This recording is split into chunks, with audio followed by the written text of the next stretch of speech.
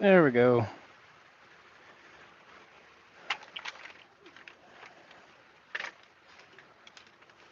Got some new organizers in from the old TEKTON place. I got it tagged there in the video so you can see. It's going to make everything look nice and organized, and you even get some labels.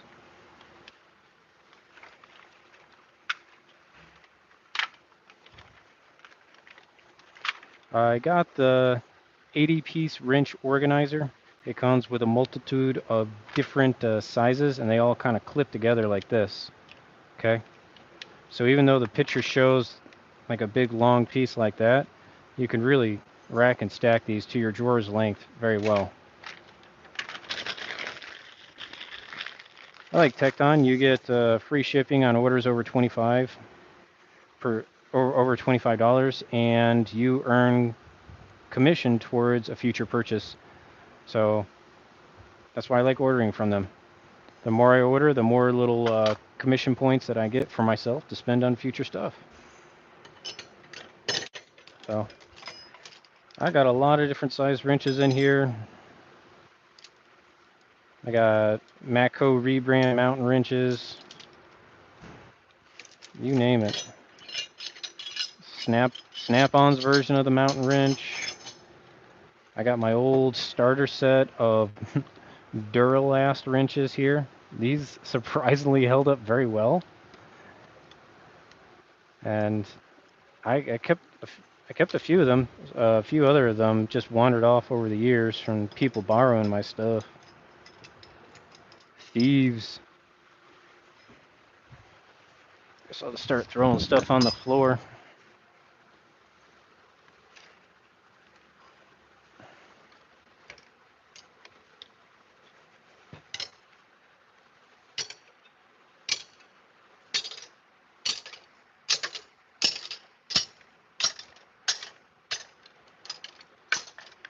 But I survived on these things for, man, like 10 years.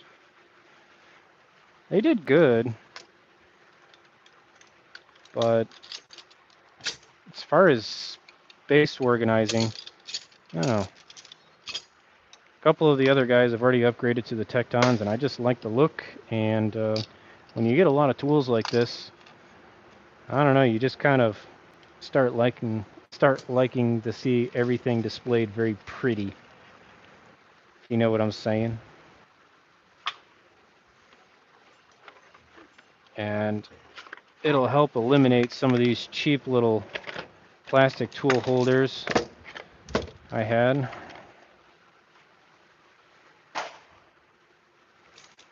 So we'll see how much more room I get.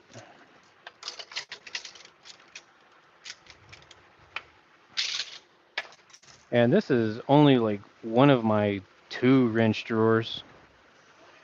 I got yelled at in the chat for the last live stream I did for not talking to you guys, but I had something called tools in my hand, but I'll pay attention to this chat, okay? New tool case? Kind of, more like wrench organizers. I got them tagged for you, so you can go check them out on the TEKTON website. But yeah, like I was saying, they come in all these different block sizes, so you can make them to the length of your drawer that you want.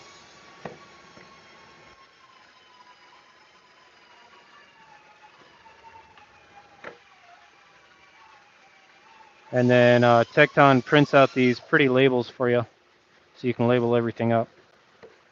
So we'll see where this goes.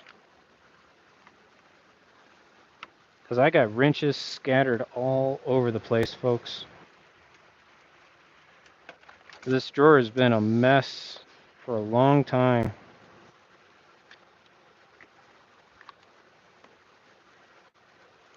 And it might seem like I have a lot of duplicate wrenches, and it's just really just when you work on multiple platforms, sometimes this 19 millimeter works better on this car than that 19 millimeter on that car, if you catch what I'm saying. So 10, 11, 12, 13, 14, 15, 16. And we'll see how many times I decide to reorganize this stuff. I will not be shocked if I don't like the way I organize it the first round. I'm kind of just eyeballing where I want to put everything.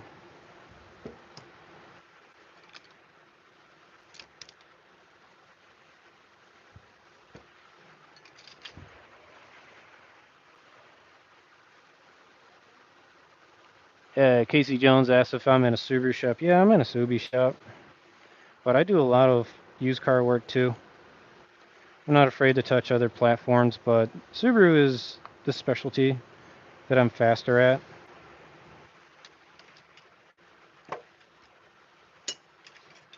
But it's not unusual that I get an F-150 or some Chrysler trash. Sorry if you're a Chrysler fan, but it's just easy to pick on them with some of the idiosyncrasies that they come in with. Most of their problems are just directly related to lack of maintenance on the customer's behalf. So it's not really fair to speak of the product that way. 17, 18, 19. I'm sure they're great cars if you meticulously maintain them like you're supposed to. I'm sure there's plenty of trash Subarus out there from people who don't maintain them. But that's kind of the secret of every car, isn't it? Maintenance.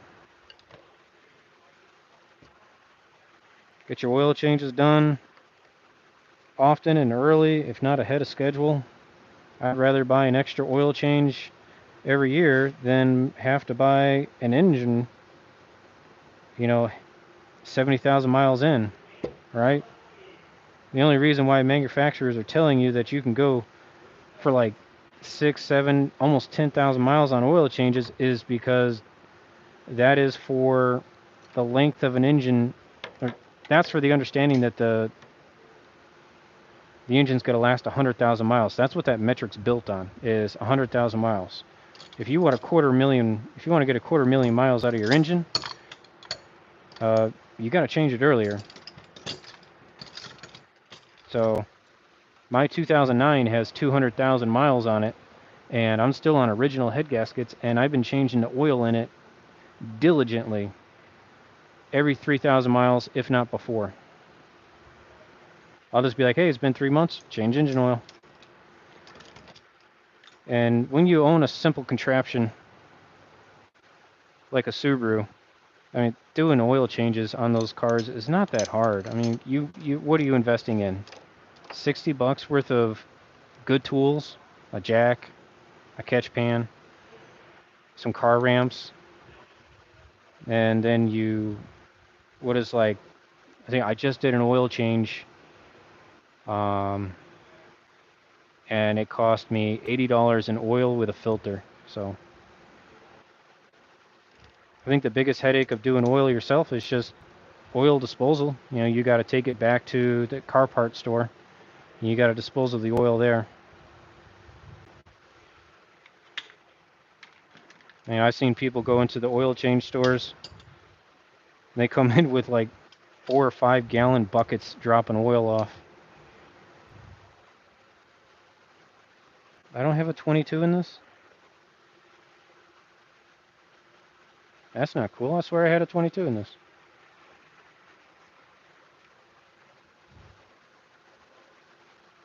I should have 4 big ones of these, because this was a 2-piece set. Or did this? Oh, that's right.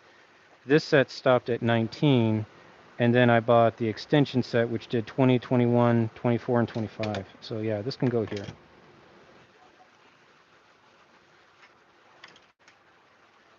That looks pretty good. And I wonder how well they... can I scooch them? If I start scooching everything to the right like this? Well, that looks pretty nice. Yeah, I mean, I'm happy with that aesthetic. That gets me some space. Cool.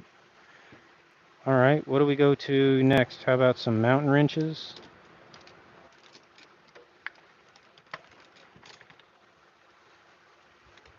So, those there. These are the flat ones. These are the protruding ones.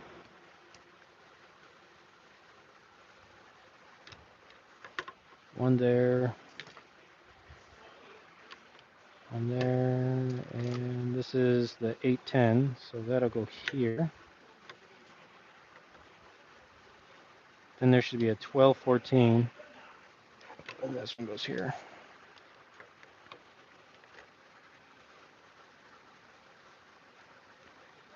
Yeah, they're not colliding too well as far as the heads over here. Yeah, here's the 1214.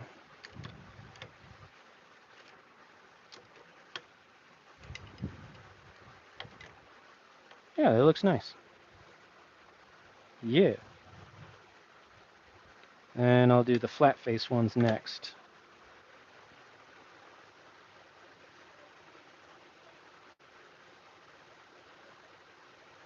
Oh, you forgot to put the drain plug back in? Casey Jones is asking, have you ever accidentally drained the Subaru transmission instead of the engine? No, something about the engine being like 3 feet forward of the transmission. It's kind of a big identifier, but unfortunately, I just had a vehicle in here 3 days ago.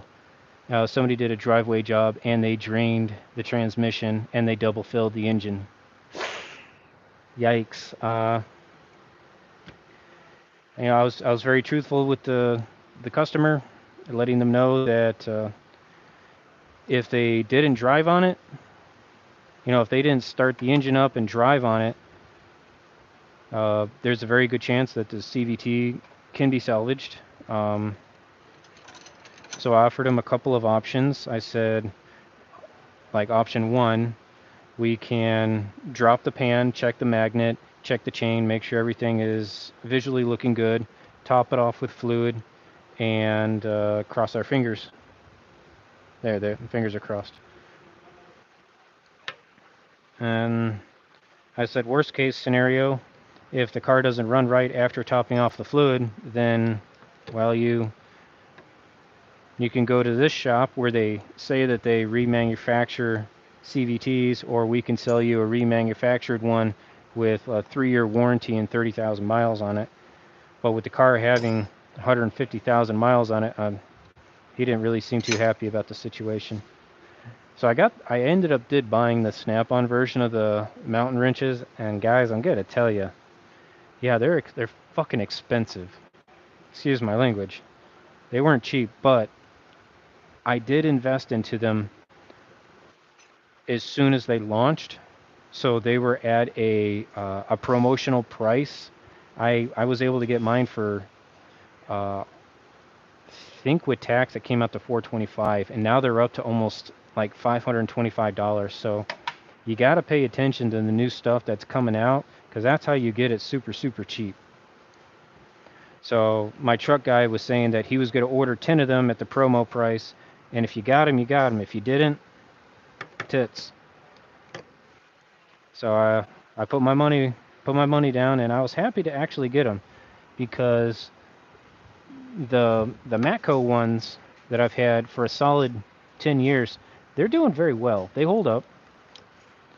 But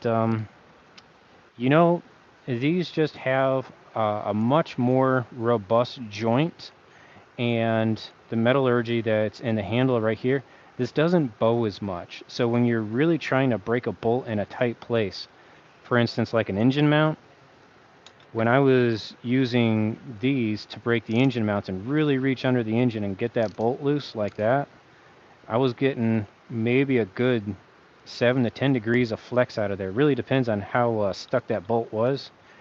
And when you're flexing that much, then there was a lot of stress here. I've already broken this 14 a couple dozen times. I'm on my 4th version maybe. Stripping the ratchet, breaking out this part right here. And it's just from doing those long reaches like that. But now that I switched up to this one, I don't get that problem at all. There's no bow in this at all. So it's definitely made some of those sneaky jobs where you try and cheese your way through and make some profit. Yeah, it's definitely come through. Yeah, that drawer is disgusting too. I know. I'm working on cleaning things up.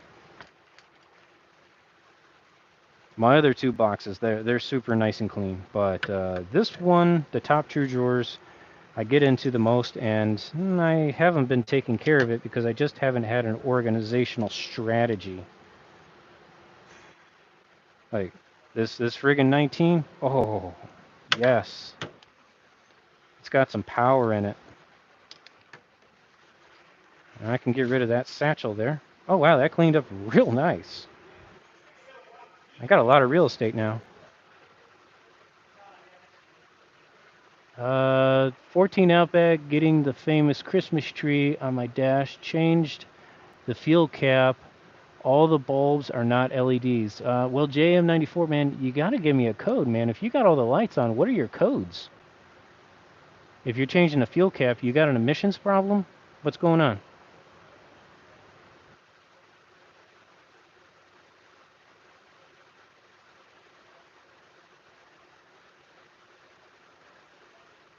Oh, Casey Jones picking on me. If you ever have running lights stuck on and not known wine in a Subaru, actually, yeah. So there's some fun to that one. So in the 2009 lower Subarus, the parking light was actually right on top of the steering column, and it was a paddle switch that flipped forwards and backwards. And for people that would reach forward and try and reset their trip, that was a really easy thing to hit with your wrist and turn your lights on, and then you shut your car off, and you're like, you drain your battery overnight because there's no door chime or anything to tell you that your running lights are still on. So I was really glad to see that switch went away in 2010. But if you have a newer Subaru and your lights are stuck on, then you might want to just unplug the switch stock. That would be the left one. That's really easy to do. You can just pop the trim cover off of the bottom of the steering column. That's pretty easy. There's just two Phillips. Turn the steering wheel left and right to get access to those two Phillips. Knock it off, and then you can unplug that switch stock. If the problem goes away, then definitely you got a short somewhere in that switch stock and change out your switch stock. These are pliers. I think I got all my wrenches.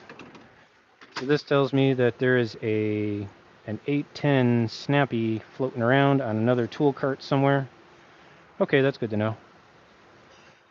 And I guess I'll keep these in reserve for when I get access to the next version of the Snap-on, because Snap-on made a version of the mountain wrench that was flat face, and then they made a version of the mountain wrench that had the extension on it. So I am looking to go down that path. Sorry if that creeps you out.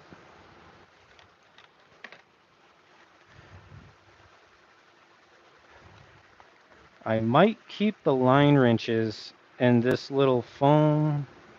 I kind of like just grabbing all of these and seeing which one I need.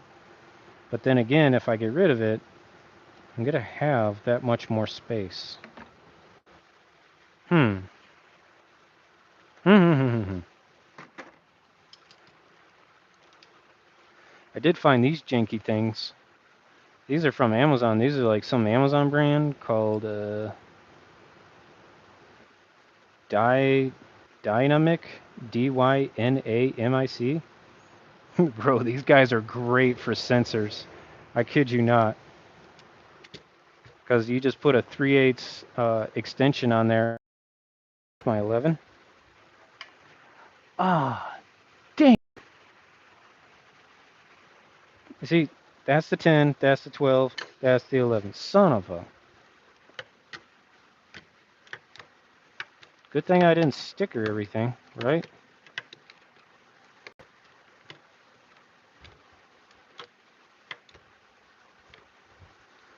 So I was on a live stream just about an hour ago. We did a oil pan inspection for a BRZ to look at the pickup. Found some RTV. The vehicle didn't have any drivability issues, didn't have any oil lights on. But we're going to find a way to make it good for the customer. I mean, the car is already, it's kind of old, it's got some miles on it, but we're going to make it, we're just going to try and make it good for them.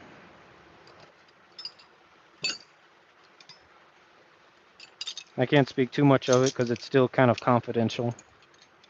But if you're wondering what was going to happen in that, just to let you know, we are moving forward and representing the customer and trying to take care of them in a in a good way. And the customer was really, really nice and understanding of the situation that, we can't just open up vehicles, especially engines. We can't just go doing exploratory surgery in an engine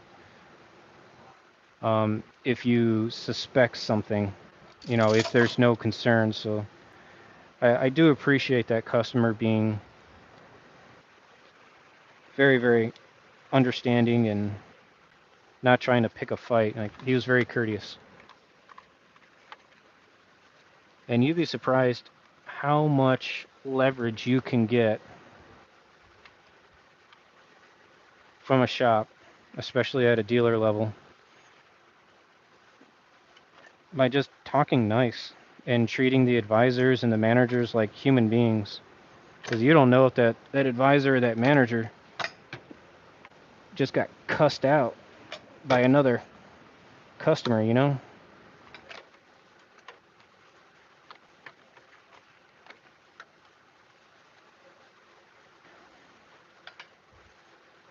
So in those situations, I don't mind sticking my neck out a little bit. I got a Duratec. I never bought Duratec tools, so somebody must have left a tool here for me. Gear wrench 12 mil. This set has kind of grown in some weird ways. And what I mean by that is I have like 3 or 4 gear wrench 12 millimeters. I think in the past my apprentices who bought some gear wrenches just left their tools in my box, thinking they were mine. So I got 2 15s.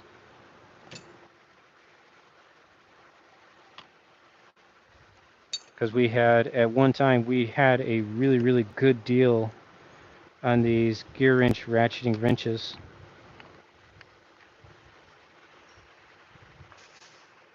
13, 12. I think we were getting like 8 through 19 for like $50. There was just a crazy deal going on at Sears at the time when Sears used to exist.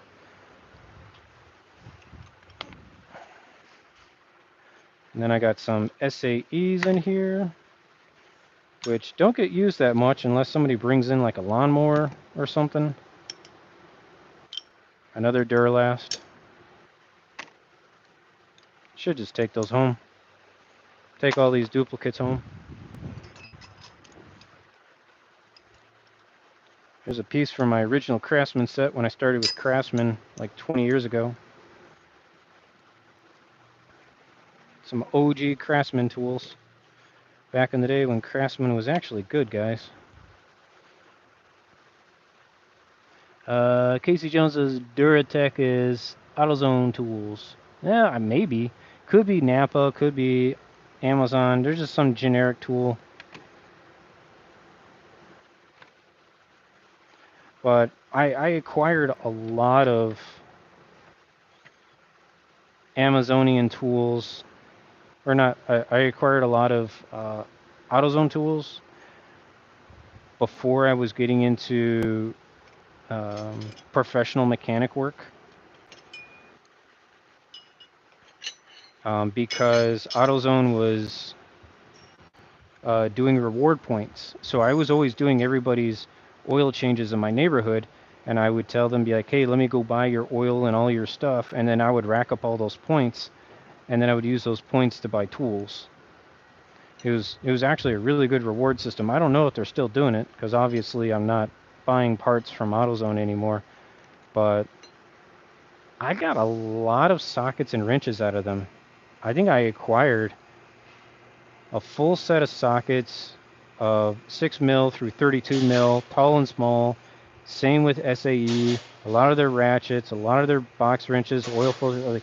I had a full rolling tool cart, just all Duralast stuff. I mean, it got to the point to where I was going down the aisle and I was telling the guy, I'm like, is there something I don't own? And then as I started doing this professionally, I broke every single one of those sockets and wrenches. These old Craftsman ones, they don't fit too well in here because they have this kind of bevel overflow. That sucks. I guess if I lay them like that, but that's just a reason to get new wrenches, guys. So I'll probably box these up, and this will go into my overflow toolbox at home. I think every mechanic has a toolbox at home, a toolbox at mom's house.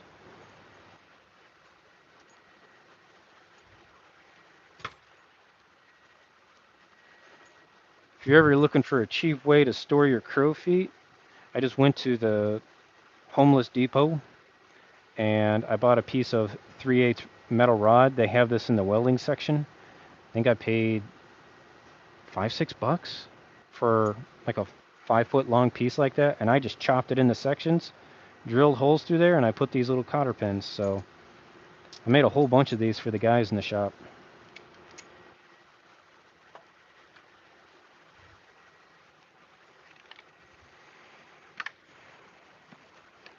Yeah, I'm doing it. I'm doing it. I'm gonna put these here.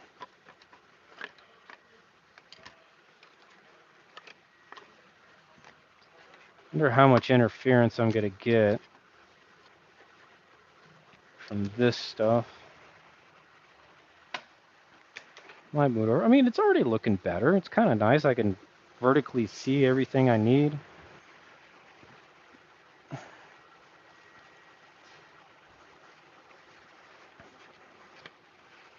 And obviously, I'm going to keep these Capri thin wrenches still in their blow mold.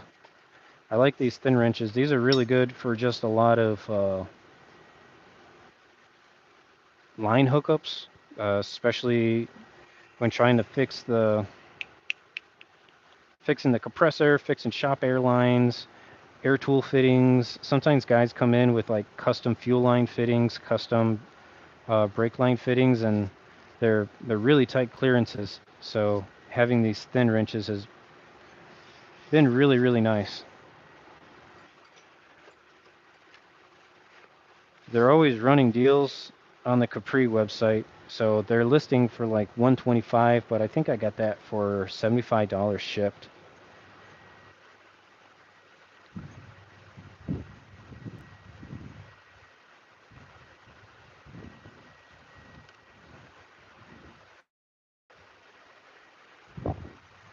All right, there's the missing snap-on one. Yay!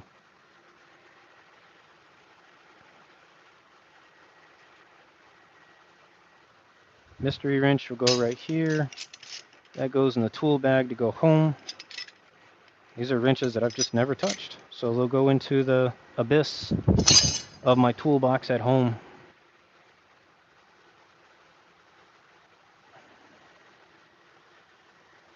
I got these little stubs. Where can I put the stubs? I guess somewhere in here, right?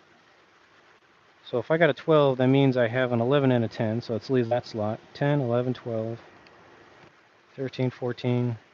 There's a 15 missing. I think I had a 15 over here, right? Yeah, there's a 15. Hey, what's up, Juan?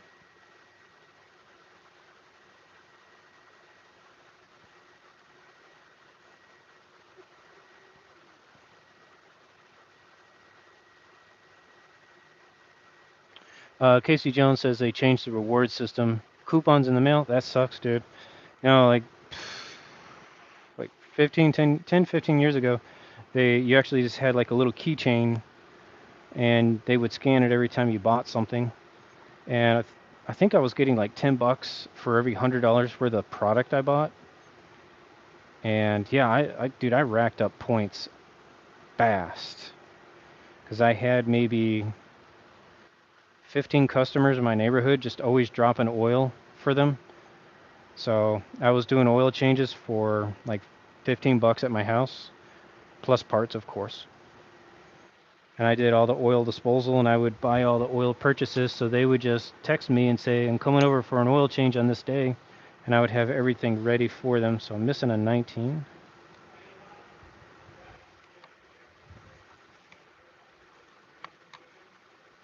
But it was not unusual to rack up about $100 worth of reward points in a month.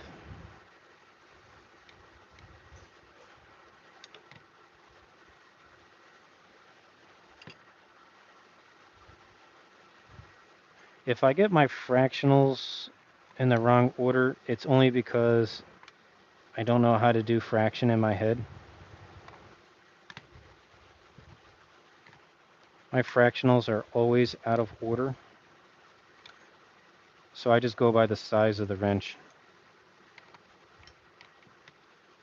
Just don't use fractionals enough to know like what's before what without actually stopping to really think about it. Okay.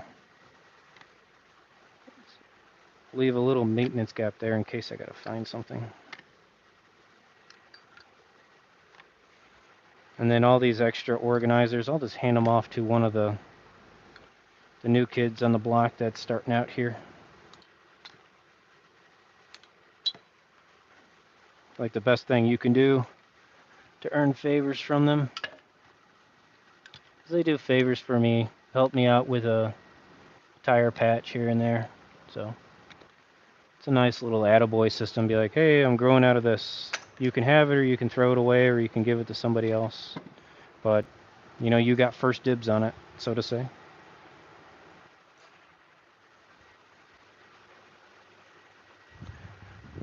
The other wrench drawers over here. So this one I keep in all the foam organizers. These were a blessing to upgrade to. And you can get in some sneaky sensors with this stuff.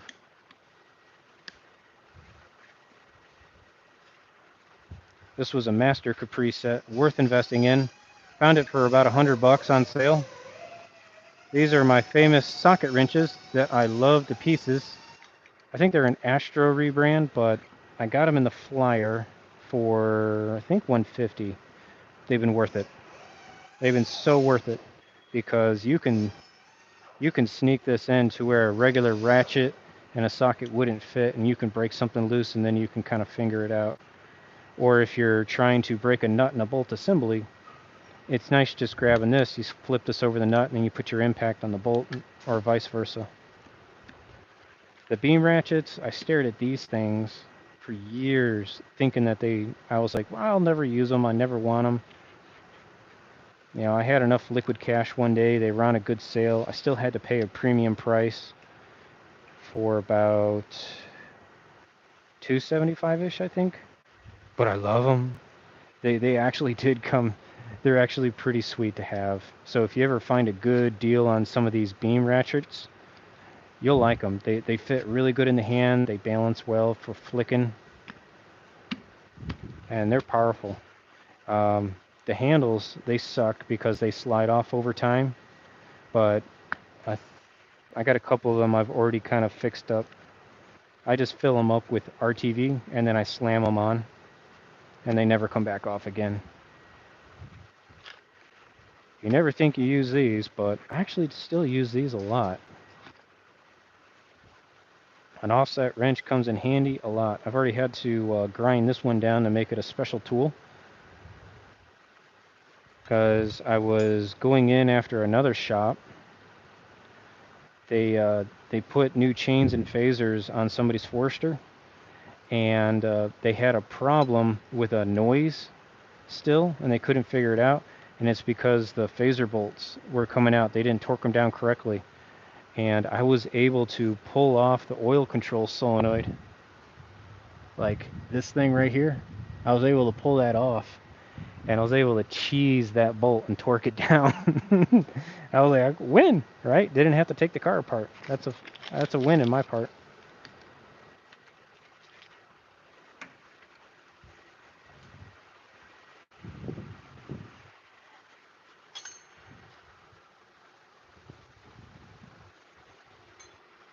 Well, I really thought I was going to go through a lot more anxiety about trying to straighten this all out, but I'm kind of happy with the layout. I might change it up again, who knows?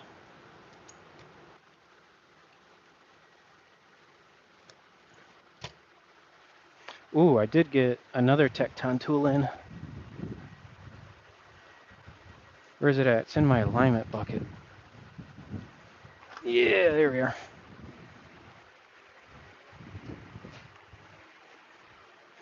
Yeah, for any of you guys that are trying to, here we go, here we go, here we go. For anyone that's kind of looking for an angle to make a few extra hours at work, try investing in this idea, okay? A $10 little electrician's bucket I got from the Homeless Depot, and I bought a cheap set of Sun-X wrenches. It's a two-piece kit, so I got the 8 through 19, and I got the 20 through 24.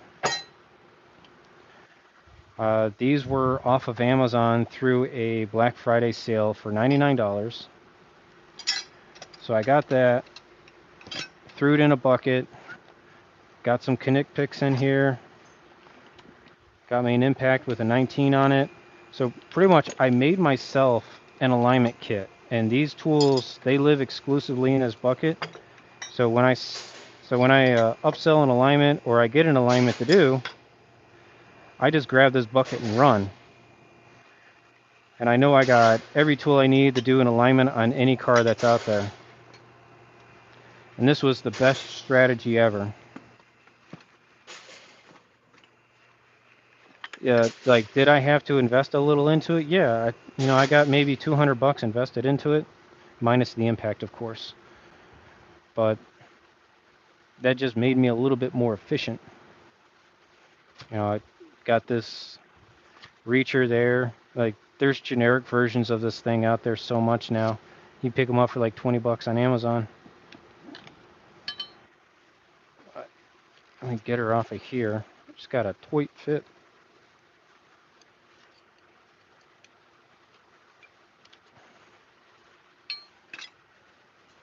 So Sun-X, not Sun-X, the TEKTON, they've moved their plant to Michigan in the United States, and they started slowly making things here. So they started with wrenches, and they started with crow feet and screwdrivers and mini pry bars and pry bars. So they're working up to the sockets and ratchets. That is the one thing that they can't get to a respectable price for their consumer outside of Taiwan. So give them the benefit of what they're trying to do. They're still making the product cheaper in Taiwan, but this is their new crow feet design, and it's friggin' amazing. You get extra width on there. You can buy these individually. I paid $15 for a single that I needed. I used the 19 to break the jam nut off of the tie rod ends on the Subarus, because too many times these open end wrenches, they round off the nut. Okay. So what I'll do is I get this flare nut and I put it on a 3/8, and now you got that sweet leverage. This thing grips the nut all the way around. It is so stout that I've actually twisted an inner tie rod in trying to break the jam nut. That was with heat and using my inductive heater. I mean, that car was Rust Bucket City, folks. And we forewarned the customer. We're like, listen, you know, we've exhausted all the options that won't break your car or cause any permanent damage, but we're in a position now where, like, we need to move forward with some aggressive tactics. So they knew going in that they could lose their inner tie rod end and their outer tie rod. I was looking for this hammer in my last stream. God damn it. So they accepted the potential damage, and that was really nice. And when you're working with customers in those situations, just being up front in those situations is your smartest strategy. Is know when to call it quits and being up front. But we ended up did fixing the steering rack. It was an electronic power steering rack, but if you have one of these devices right here, this is a universal one that auto adjusts to the inner tie rod end nut. It was only like 150, and you can get the cheap Harbor Freight one. But yeah, if your inner tie rod end is broken or needs to be replaced, that's totally a fixable part. I mean, it's a $50 rod, and then an outer tie rod with a new jam nut cost me, or cost the customer like another $50. So $100 in parts and another couple $100 in labor. Knocked it all out right there on the alignment rack. Wasn't that hard to do. But that tool down there, secret weapon. Like 20 years ago, changing, rebuilding power steering racks, that was a good market. I mean, I missed an opportunity for a good joke. A racket? Golly, yeah. People coming in with all kinds of drivability issues.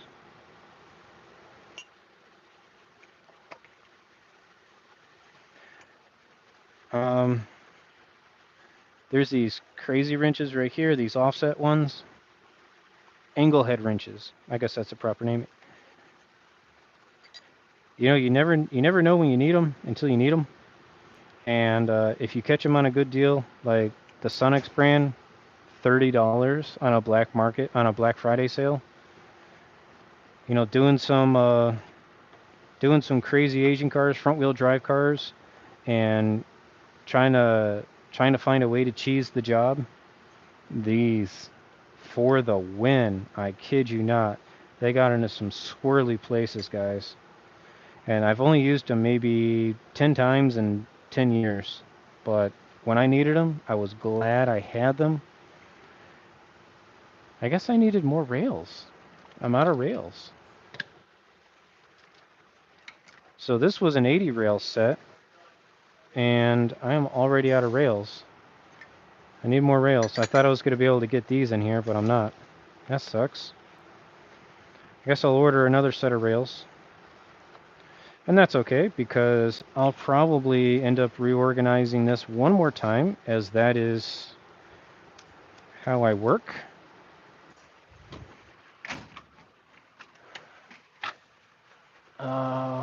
What else? Oh, yeah. Here's a couple more awesome Black Friday sales. I think Gear Wrench is the only one that has this version, so correct me if I'm wrong in the chat. I see who's in chat. Oh, George Anderson says 10 for the win. Yeah, you know it, bro. I got so many damn 10s.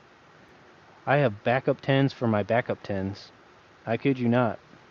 Like,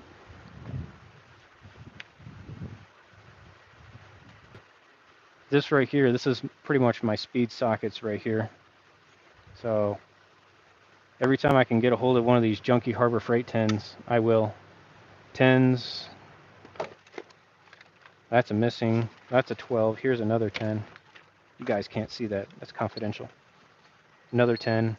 You can always tell what's a 10 by the most dirtiest ones, right?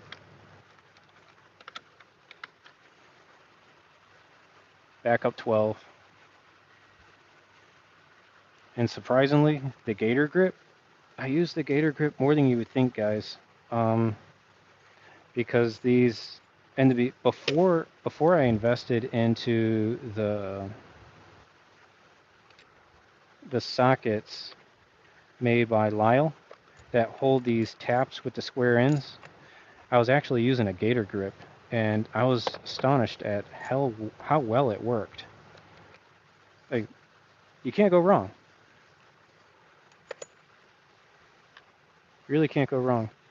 And as I've been honest with everybody, I like my TEKTON sockets. So these are all TEKTONs. And all of these are going on 12 years old now. I've never had to replace the 10 on the 3/8 drive. I've been banging these up left and right. I got them in 12 points. The only one that I've broken and had a warranty was my 1/2" 32. It just cracked one day. But they were very, very understanding, didn't ask any questions. I filled out the form, sent them a picture, got new ones.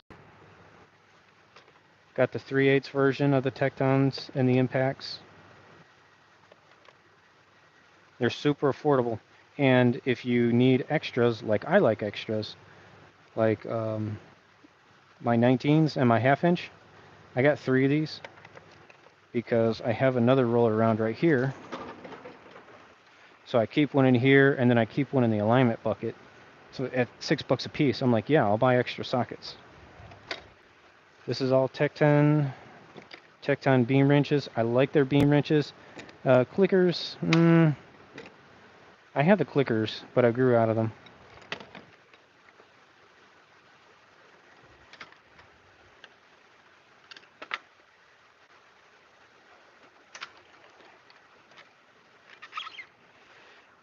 I would have the Tekton extension set, but the Cornwell truck was running a good deal on this right here. This was $125, and I liked that it came in a blow mold, a little foam organizer. I'm a sucker for the foam organizers, and the Cornwell truck has just been very good at it. These, I know, are Astro rebrands. These extensions with the built-in swivels. That is a must-have, and I only got them from the truck because I know that Astro is, how would I say, not fast at replacing your stuff. They forget. And I learned that because I bought these Astro swivels as a pair of backups, and I broke a 14 once, and it took 3 weeks to get another one. Like 2 times they said, oh, we didn't know you sent in an order. I'm like, I have a confirmation order, you jerks. So from then on, I've just paid these. And they were fair. I mean, when they first launched on the catalogs, they had these both together for $199, and I've used them every single day. I love them.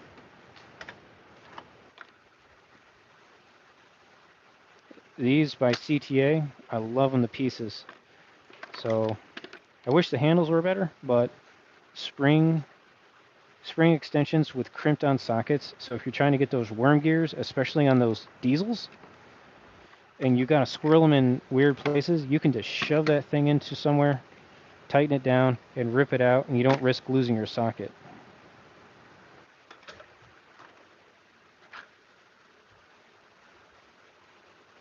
Yeah, I only invested into these because I would have gotten the Tekton version of these tools, but yellow was a new color coming out for Snap-on at the time, and my guy was selling these for $40 a set if you bought all 3 of them together. And I was like, and they come in trays and you'll warranty the tray? He's like, yeah, I'll warranty your tray. Sweet, I'm sold. Pink, I always buy pink. If I see pink, I'll buy pink. That's why I got pink screwdrivers. Pink is my color because nobody else has pink in the shop. Okay? Nobody steals my flashlight. I know what it is. I once had a contractor, okay? A damn contractor who asked if he could borrow a light, and I said, yeah, I'm okay with it, because he was working in my area, and then he disappeared, and my light was gone. I saw him come back to my same shop, and I said, hey, you got my light? No. And I saw him using it an hour later.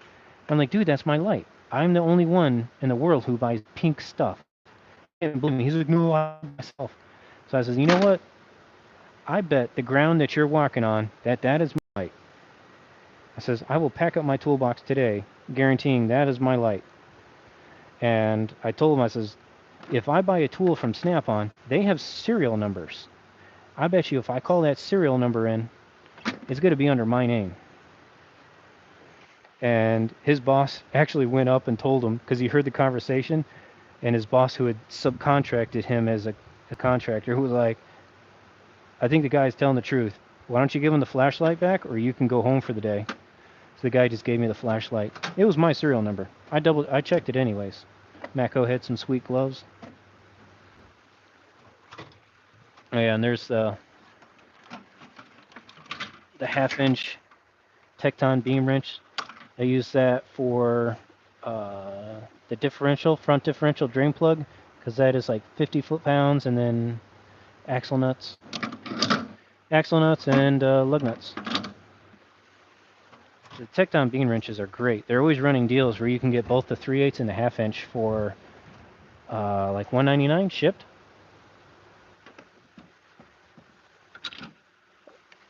Always buy your hammers when they run them on specials. So I've gotten all my hammers half off from the Mac store. I really do like the Mac hammers. They've been good to me. And Cornwell hammers are rebranded Trusty Cook, and they price them at fair prices. I don't know who's I think Proto is still making the Mac tools. This is gonna get organized. This is just turned into a catch-all now, guys. It is nasty as hell. But anything long that hasn't been set up correctly, it's just been thrown in here. Same thing with this one. This is going to get better organized. See, pink air hammer. I'll buy pink. I'll buy pink. And always check out on a website called Tool Swapper. So Tool Swapper is a great website to find some old pneumatic tools. So I found this Mac Tools. This thing's from like '98. Air Ratchet. He wanted $50 for it. Dude, this thing has some fucking torque. It will rip. It'll rip your hand off, and if you're still holding on to it, it'll crush your hand against whatever it stops at. But what I like about it is you can pull this collar down, and let me set this so I can do it two-handed. Look at that. You can spin the head out of the way of the flapper. Mac Tools was the only one that I know that pushed this version, and I was so happy to find it in a 3/8, and I found it in a 1/4 inch. They don't sell them anymore, so if you're hunting around on the eBay or the Tool Swapper site, is there a part number on this? Because we've talked about it, but there it is. There's a model number, AR249RH. It's made in Japan. Oh, wow. Never had a problem with these. And they are so great for squirreling into weird places. Where is the part number on this 3/8 one?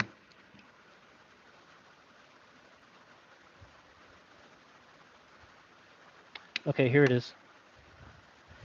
AR-778RH. I found this. Somebody thought that this was a Harbor Freight tool, but then I saw the initials CP on it for Chicago Pneumatic. The guy didn't know what he had. He sold me this for $25. He said, "Oh, it's Harbor Freight trash. You can have it." I was like, "Bro, Chicago Pneumatic on a 1/2 inch? This is amazing." And what I like is it's geared really, really low. So it's I use this for my bushing sets over here when I'm doing subframe bushings. So that's what it's really good for. It's nice and strong, and it's nice and slow.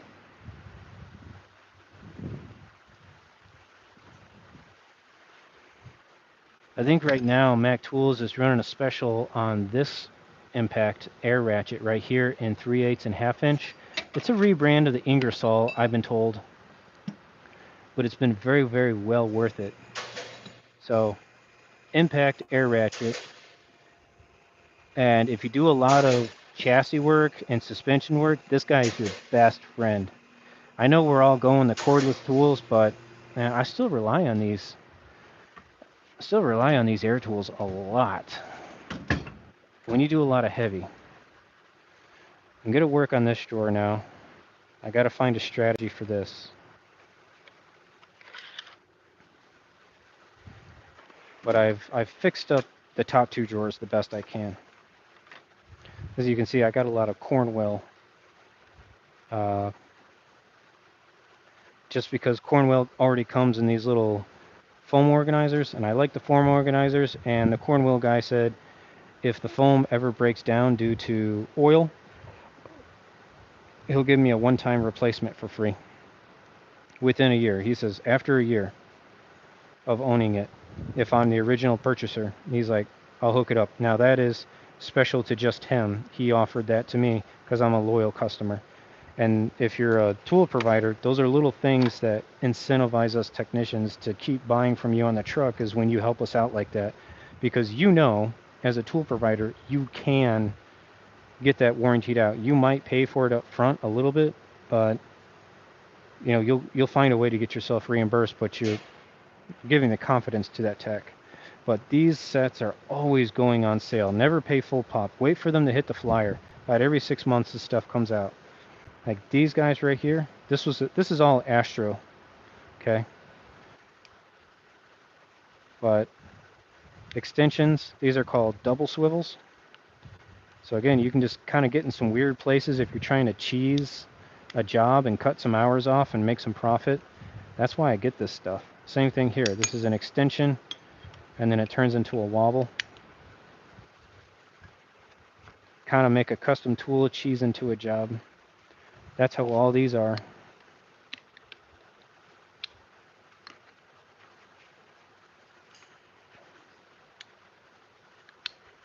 And at the time when these were first advertised and launched in the flyer for these impact extensions with the built-in wobble, the shorts and shallows, they were running for $375 for both of them. That's when you catch the good deals. This is goofy, but fun.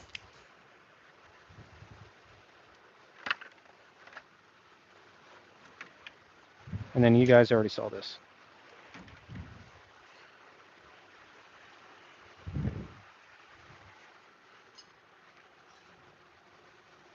How's chat? Oh, I gotta go all the way. Let's go to the bottom, work my way up. Got my Romanian people in here. No, wait, no, what is that? Russian? No, we got Russian. Where you at in... Oh, where at? TJ, are you? Yeah, where are you coming from with the Russian text? Because my conversion isn't working.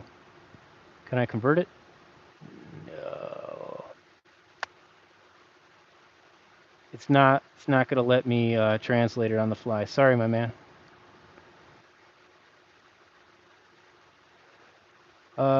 Eddie, yeah, I got plenty of half-inch, man. I got a lot of half-inch. And it's all in TEKTON brand, just because it's super affordable and the stuff works very well. And again, I stick by them because I like the warranty. A lot of people like going with the horrible freight, but unfortunately, when I looked at the horrible freight sockets versus the TEKTON sockets, the TEKTON came in no skip. Okay, Harbor Freight sells them in skips because they're using the fractionals to fill in the gaps. So they want you to buy a fractional set and a metric set. And if you lose one of your sockets, and literally if you lose it, you cannot buy an individual socket from Harbor Freight. With TEKTON, if you lose a socket, you can just buy another socket and fill out your set, and everything matches. That's why I like that brand so much. So yeah, I've lost a 10 and I bought another 10. I needed a couple of 19s, so I got a couple of 19s. Because I have different carts for different jobs, because I work in about 3 or 4 different places of the shop. I got 2 main stalls that I work out of. One's a diag bay / heavy line bay. Then I have a fast maintenance bay where I do services. And then I got the alignment rack, which is a shared bay with everybody. So that's why I have my alignment bag. So just slowly over the years, I've just kind of built up little different carts. And that has just helped me work faster because I can be in each individual bay and I know what tools I have. So I have carts to work in my service bay. I have carts to work in my heavy line bay. This big toolbox right here just kind of became cold storage for a lot of specialty tools. So all my blow foam cases, they sit up here for all my specialty tools. These are all my pullers, smoke machines, wire, like terminal repair kits. This one's all designated for engine test kits, compression testers, exhaust gas testers, meters, transmission lines, and stuff like that.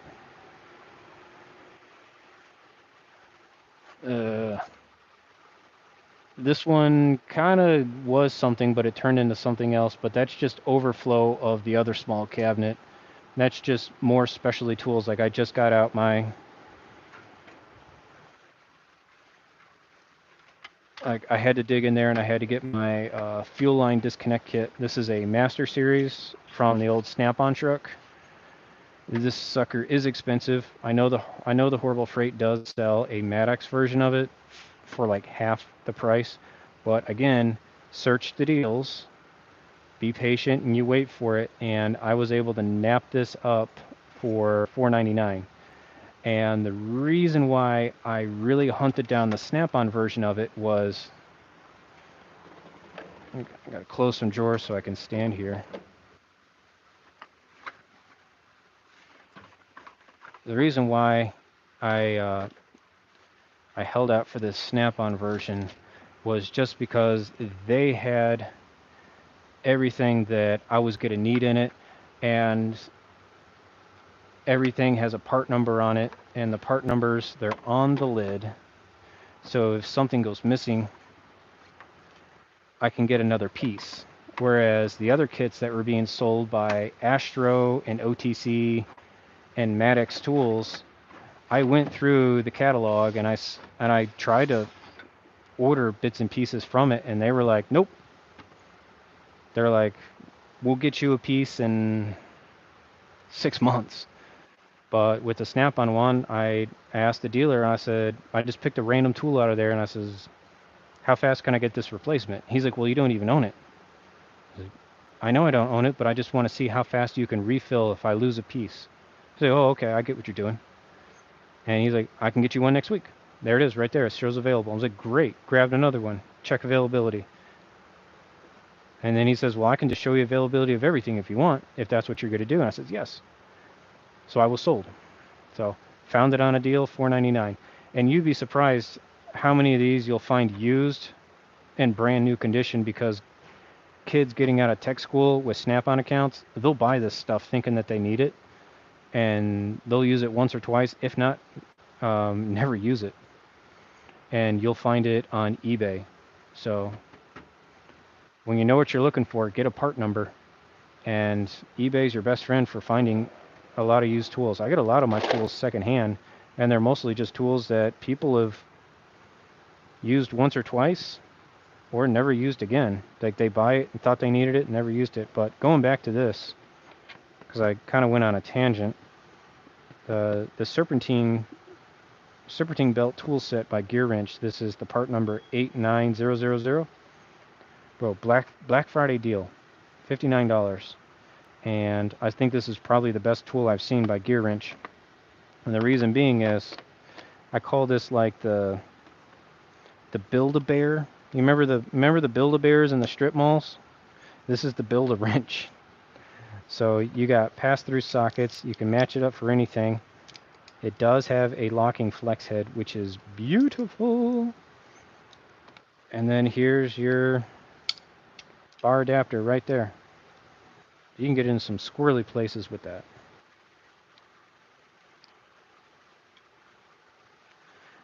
I have not seen a version like this with the flex head. I've seen versions where it's identical to this, but it doesn't have a flex head. And then yes, there are some socket adapters here for 3/8, ½ inch, and 3/4 inch. You got some crow feet. But if you work on a lot of front-wheel drive vehicles, this is a buy, hands down.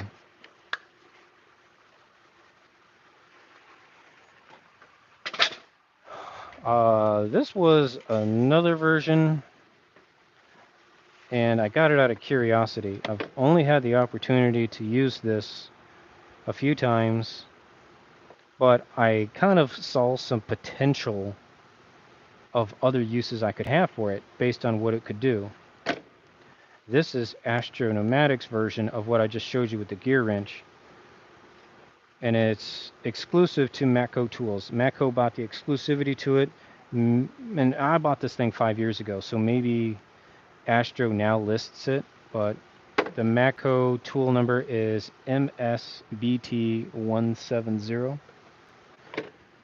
This is kind of like the last set, but it's all one piece, and it's a push button like that. No swivel head, but I got this because I use this wrench for some really goofy jobs where I try to cheese a bolt out of a transmission or an engine. So I'm not using this for serpentine. I'm just using this for like goofy other subframe jobs, suspension jobs, when I work on various makes and models. So that thing's amazing. And then you get regular pass-through sockets of the Astro brand for 10 through 19. And what is really nice about this, where is it at? Here they are. Blah, blah, blah, blah, blah.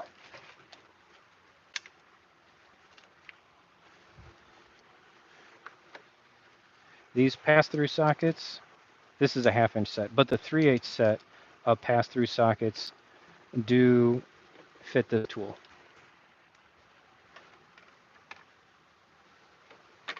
So at least there was some continuity on the Astro socket set. And these Astro sockets,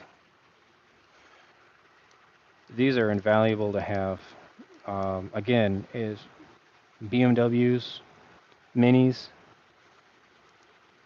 a lot of Euro cars. Mostly I use these sockets for because you're trying to cheese your way into a job so you don't have to take a whole thing apart. Because these sockets have hex fittings on them, I'll slip a wrench over them. So I'll get in some tight, goofy places. I can't remember. I bought this just to do a water pump on a car. I think it was a Land Rover. Yeah, it was like a twin turbo, something stupid expensive Land Rover. We bought it from auction, stupid cheap, and we had no business putting it on our dealer lot. It was the guy at the auction yard saw that it had been bought at auction twice and returned, so obviously somebody couldn't fix something, and he had smelled coolant, and he's like, oh, it must be the water pump because these cars have water pump problems. So he bought it with the hopes that we could do the water pump super cheap. And sure enough, yeah, I was able to do it. They just came over and they said what their intentions were. They said, like, we want to get the water pump fixed as cheap as possible.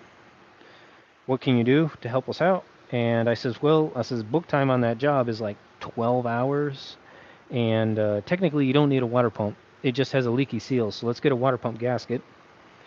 And I told him, I says, if I can do it for 7 hours, you give me $100 cash spiff. And that was the agreement. And I got it done in like 4 hours. Got my cash spiff. Plus I collected that 7 hours. So knowing how to barter with your used car guys is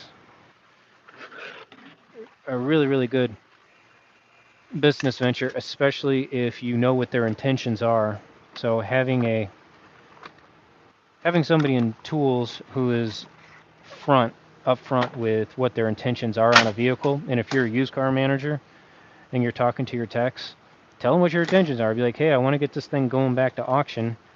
I just want to make the check engine light go away. What can you do? Or make this oil leak go away. What can you do? Because I'm going to send it to auction and make a profit. I've done a few of those.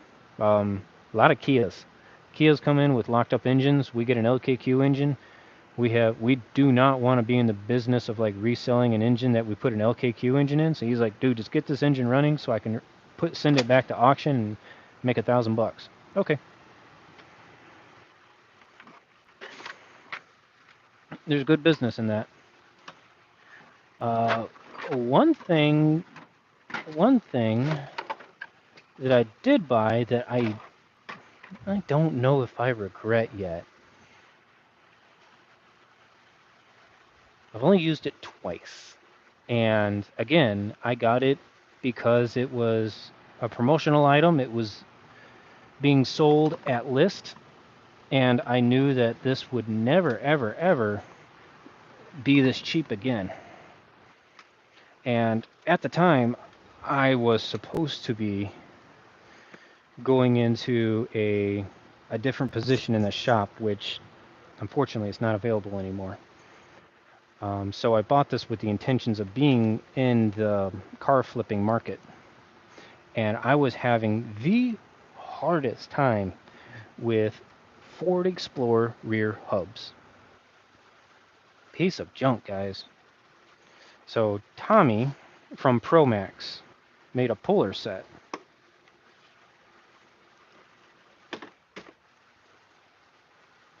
So I bought the puller set from Promax. Is there a part number on that? PMX TOM 450 PRO. So this is a Ford and Subaru hub bearing puller set, and it works. I use mostly I got to use the Ford one a few times, and fantastic. I didn't have to take the knuckles off or anything like that to go press them out. The Subaru version, again, just amazing. They really thought a lot of things through. So if you're in the Rust Belt, this tool is invaluable. Okay, they will. If you are the original owner of this tool and you have your receipt, they'll refill you with as much of this grease as you want. All you do is hand over your empty one, and they'll give you a new one because they want you to grease this tool with their proprietary grease. I don't care what it is. It's just some smooth. But they say, that's the smooth we want you to use, and if you run out, you let us know, and we will give you more smooth. I said, that's cool. That's a good strategy, you know? But again, there's little QR codes in here so you can watch training videos on how to use the tool. But this is pretty sweet. It's a pretty sweet setup, and I like that it has grease nipple fittings on the tool, so you can grease it as you're working it through the tool. That was pretty smart. Everything is impact grade. And I bought it through Matco, and Matco showed me in the catalog. They said that they would warranty out all the hardware, even for thread stretch. They said if it wears out through to use, we'll warranty it. The only time they won't warranty anything is they say if they see any hammer marks. They said do not hammer this thing. So if they see any hammer marks on any of the tools, he says we won't warranty that. So if you guys own one of these, don't be hitting this with a hammer. Yeah, here's some applications of what it does. Oh, no. This is an advertisement for something else. I thought maybe it was going to have, I don't know. It's a Ford Asian puller, but the times that I use it, it paid off. So when the cars that come in with the really stubborn hub bearings, and somebody asks, hey, can I borrow the tool? I'll be like, no, but you can give the job to me, and I'll take the upsell price, or you can collect the 1 hour to replace the hub, and then I'll collect the 1.5 hours for using the special tool. What do you want to do? Like, there's a limit to what tool you can borrow from me. If I invest in a $1,000 tool and you want to borrow it, you can go fuck yourself. That's how I feel about it. I mean, honestly, if you came over and you said like, hey, can I borrow it if I buy you lunch? It better be a good Jimmy John's sandwich, you know? I want the full foot long. I can work with that. But the whole tool borrowing thing is hit and miss with me. Sockets and a wrench, I won't think twice. I'll help you out. But you want to get into my special stuff? No. You cannot touch the special stuff without some sort of monkey paw agreement. Be always on the lookout for deals on this stuff right here. Okay? I know that this is Lang. Okay? I know that this is Lang. But these taps right here, they're excellent because they're already set up for a socket for like 13s and 11s. Yes, one of them is missing. It's on a roll cart. I swear it's on a roll cart, if not in a magnet tray. But it's one of my most common used ones. this thing is invaluable because you can squirrel it in the really, really tight places. You can get a wrench on it, you get a socket on it, and it's always running promos in the catalogs. And I napped this thing up. I got this and these right here. Left-handed flutes and drill bits. $99. $99. And all the threads on here, the extractors, all this stuff is warrantyable. I always check with my tool truck guy, and I have him look it up.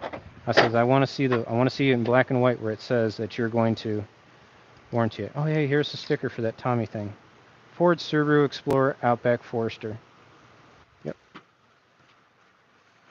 So there's some things that I buy from different people just because their warranty changes from vendor to vendor to vendor. So I have a ball joint press that is from Cornwell, because Cornwell will warranty out the spindle, the C-frame, and the cups. Okay, the spindle for thread for the spindle for wear, tear, and thread stretch, the C-frame for anything, and the cups for cracks. Okay, on the Mac Tools truck, they'll only warranty the C-frame. They will not even humor the spindle or the cups. So you just got to talk to everybody about what they do.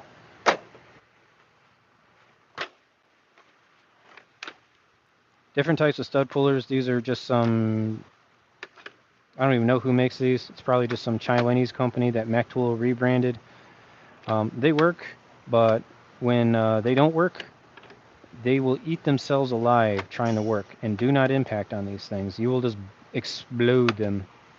But I've used these. These are worth investing in. I have cheesed a lot of really good warranty jobs. Like doing exhaust manifold gaskets. All right, that pays fucking nothing, guys. I get paid like 1.1 hours to do exhaust manifold gaskets if I'm lucky on some cars. Sometimes it's like a 0.9. Well, I don't want to take a whole exhaust manifold assembly out because some of these exhaust manifold assemblies, they now have oil lines and water lines interconnected with them, and there's turbocharged assemblies around them. Well, what I'll do is I'll pull the studs out of the head, and I'll take a pick and I'll slide the exhaust gasket out, and then I'll slide a new one in. I can do that in 20 minutes.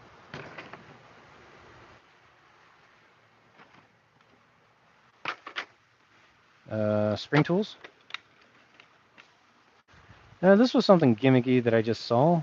Spring Tools is a legit good company. Nice gentleman. Do not reference anything about somebody else making his tool. Like, don't say, oh, Mayhew makes that. He's the OG of this tool design, and he gets a big attitude about it right away.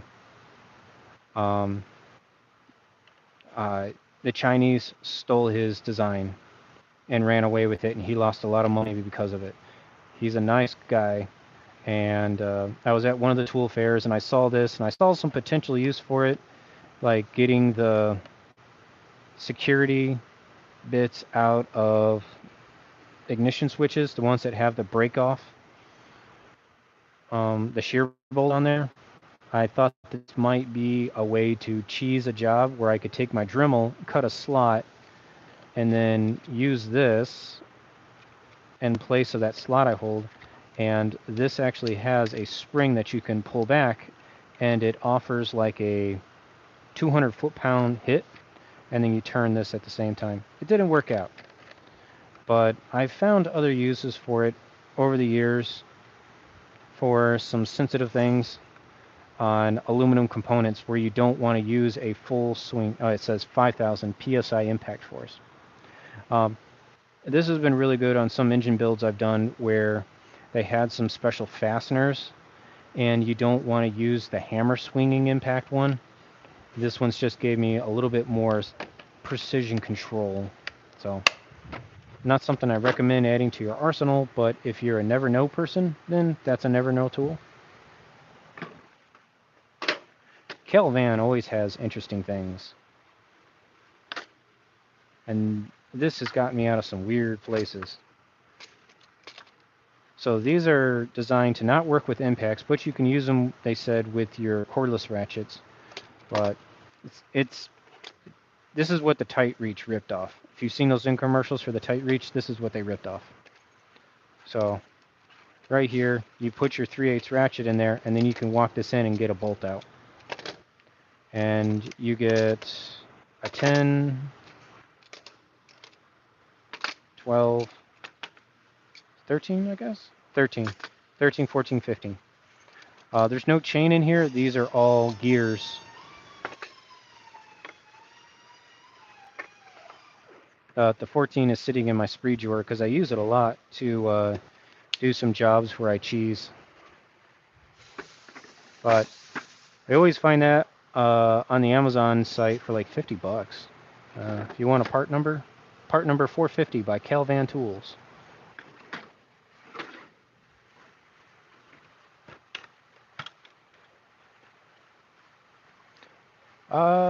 These things are hit and miss. These are some sort of extractors. They're just straight up hit and miss. If something's stuck in there, it's stuck in there. It ain't coming out. This is some RBRT kind of extractor thingamajigger.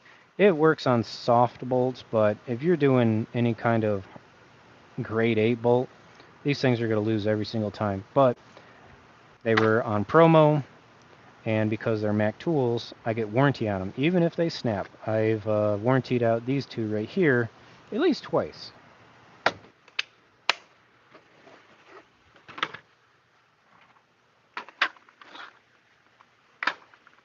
This is, oh yeah, these things are amazing. I've had these for 15 years now.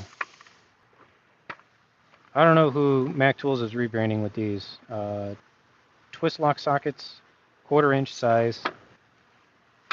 But what was nice about them was they're all stepping, okay? 8.25, 8.5, 8.75, 9 millimeter. They do that all the way up to 12. So if you got a rounded bolt, you can definitely get an in-betweeny. Let's catch up on chat. To the bottom.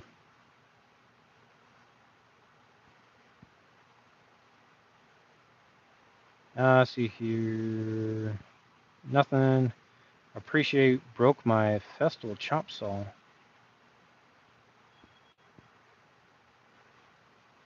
Does the smooth smell good? I don't know. Smells like gear oil. Hey, what's going on? Who's that? Oh, it doesn't let me highlight comments. Void. No, you're a member. Thanks for being a member, man. What car am I working on? Well, we did a couple of streams earlier today. I'm just doing some organizational and some cleanup. But I have a 2012 hatchback WRX that I'm going to do some valve covers on pretty soon. I was going to start it today, but my parts department came up short on one spark plug tube socket. So I didn't want to break into the engine just yet. I have a rule where if I don't have every single part in my hand before I open up an engine, I will not open up an engine. I have been burnt so many times rebuilding engines, and I'm like, okay, I'm still waiting for that part. Where's it at? Oh, it's on back order now. Bro, dude. Now I can't get paid because I don't get paid until the job is done. So I'm not going to waste my time taking something apart, you know? That's why sometimes your car doesn't get worked on for a couple of days. It's because we're waiting on parts, and technicians and mechanics, they won't start something ahead of time if they know they can't finish it because they're going to be waiting on a part. They could start and finish something else and get paid. So that's how my commission works. I get paid when the job is done. So I'm not going to open up an engine, wait 2 days on a part, and hope that it shows up, and then hope that I can put it back together in time. So that entire time, you know, that car is in a stall that could be making money. So that's, a lot of customers don't understand it. Some of them don't appreciate that, but that's just the honest to God truth. Is I'm not going to open up something unless I have every single part that I need. But I did confirm that I did get the final part in this afternoon, so I will be getting into that valve cover job on Monday. I do have to do a couple of pre-checks on it though, because this customer does have a front mount intercooler setup, and the front mount intercooler pipes, they run directly over the valve covers. And I need to move those pipes. So I explained that to the customer. This is going to take a little extra. I got to bill you for it, because the procedure that I'm going to run so I can warranty the work is I'm going to put the laptop on the car. I'm going to go for a test drive, and I'm going to see what your car does with these modifications installed by whoever installed them. And then when I take everything apart, I do the work and I put the car back together, I'm going to do another test drive. I'm going to make sure that all those parameters match. So that way you can't say, you know, you messed up my front mount or my car doesn't run right, you messed up a pipe. No, I have analytical, I don't think analytical is correct.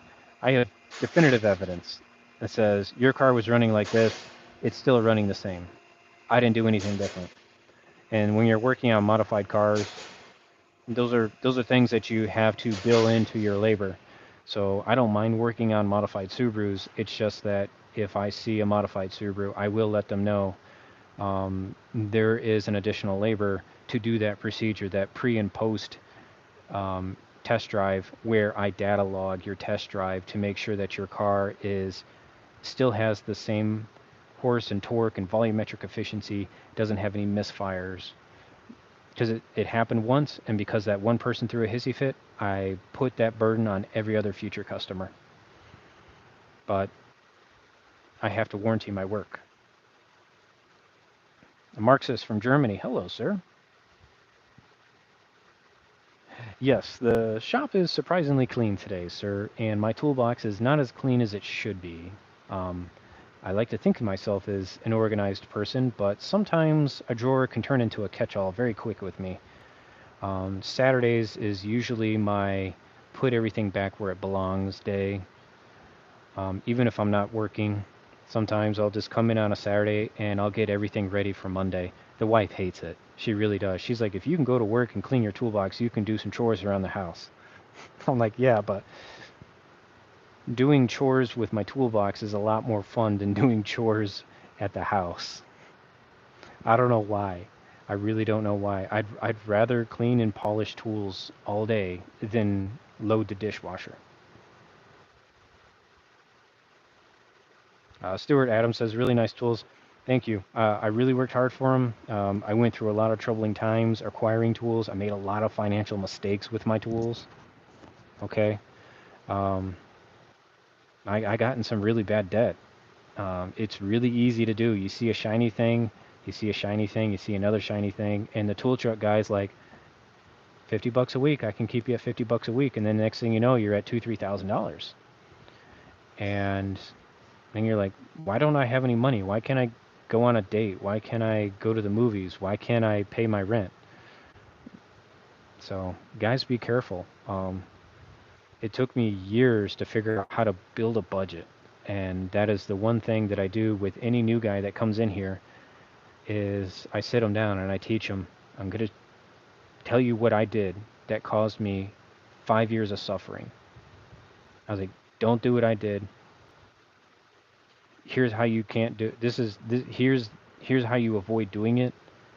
Buy what you want, but keep everything within a reasonable price. So what I explained to them is, if you want to start buying tools, and if you want to go into tool debt with a tool truck, what you do is you tell the tool truck owner that you're willing to open up an account. You want to keep your payment at this a week. And you need to know what you can cap off at, and then you just buy whatever you want. And as a mechanic or as a technician, you need to understand that you will always have some level of tool debt, whether it's 50 bucks a week, $25 a week, what have you. And just budget for that. And if you're not paying that towards tools, okay, if you're not putting $50 a week towards paying off a tool or investing in a tool, then put it into a separate checking account. Literally, you can do this with any phone app that has any checking account, any checking service that has a phone app, like USAA, Chase, um, oh, Navy Federal. You know what you're using. You can literally click Open New Checking Account. Get used to putting 25 bucks a week into that account. Know what it feels like to try and pay off tools. And if you're not buying tools and you don't have any tool debt, continue that experience. Because that one day that you do see something shiny and you're like, ooh, the new Matco Raptor half-inch impact, I want that. Oh, $600. How do I pay for that? Well, you've been already paying for it for the last 2 years by putting $25 away. That's how, as an American technician, as an American mechanic, you have to learn how to invest in your tools. So that's the best advice I can give to somebody as far as finances if you're going to be on a flag pay mechanic system and you have to procure your own stuff. But yeah, there was many weeks where I was eating 99-cent double cheeseburgers for weeks.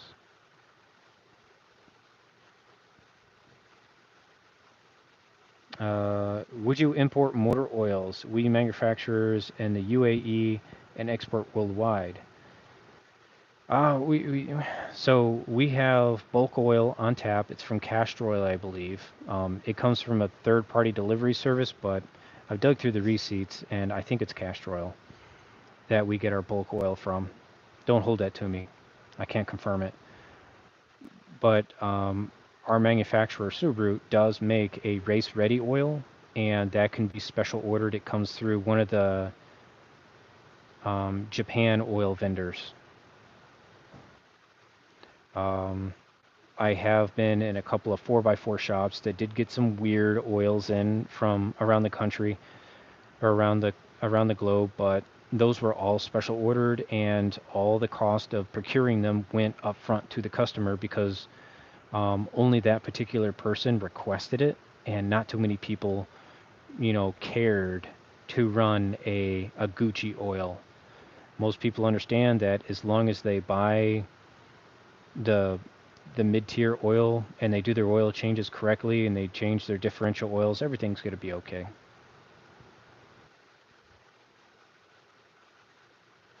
Uh, Nick, can I talk about my cordless ratchets? Yeah, I got a lot of cordless tools.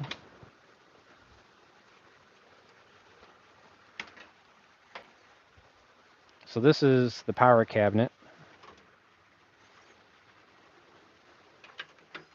I've procured a lot of Milwaukee stuff over my time. Uh, I call it the Red Army, but basically I shop smart for my Milwaukee stuff. I don't buy Milwaukee off the tool trucks because it is horribly marked up and it's never on sale, okay? I get all my Milwaukee procured through the Home Depot website. What you want to do is go to the Home Depot website, and when you go to the power tools section, you want to select this one filter option. It's called Power Tool Combo Kit. All right, you find the best deals on any cordless tool. That'll be Milwaukee, that'll be DeWalt, Makita, you name it. And the reason why the combo kits always have the better deals than the Bear Tool kit or the Black Friday sale is because the retail stores can only stock so many of the combo kits, and then eventually they have to make new room, and they try and push those combo kits out as fast as possible. And sometimes the combo kits, they're just randomly bundling stuff together to just clear up space at their I don't know, you guys actually look at? Okay, cool. I got you on camera.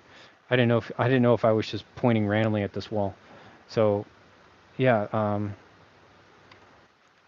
the combo kits. So they push those combo kits because they're just really trying to just like get rid of some tools because they're bringing in another one. So moving along, let me show you here.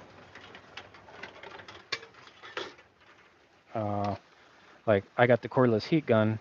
Well, uh, I got this for $60 because it was comboed with a Sawzall, a skill saw, or a circular saw. Sorry, skill saw's a brand, but this came in a contractor kit. Well, I didn't need a Sawzall and I didn't need a circular saw or a multi-tool that came with it. and a die grind. I didn't need all that M18 stuff. I only wanted this. So this was in a $500 combo kit. I bought the combo kit, I took what I needed, and then I eBayed the rest of the tools, and I actually came out and made a $50 profit. I just bare tooled out, eBayed everything. I did that with this old half-inch one. This thing's already 10 years old. Model number is on the back because I got the boot on it. But I think this is version 2 of their impact. This is still able to break your wrist off. This came with, this half-inch impact came with a 3/8 impact, a drill, which I still have, and a couple of other tools. It was a $500 kit. I took what I needed, I sold the rest, and I made some,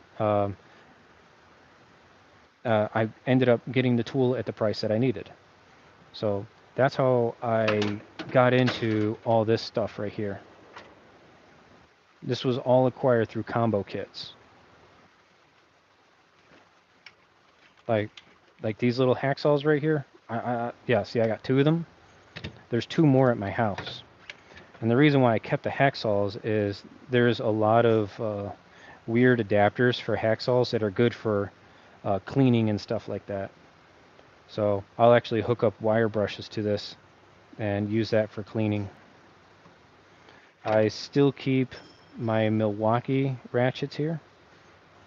These are like the original ones. I like these original ones because they're small and tiny. This is really good for dash work, where you really got to swirl up in the dash and try and get something out. I keep these here, and I keep them clean. I have other cordless ratchets that are used just for engine work, so my engine ratchets do not go inside of cars. I keep a set just for cars.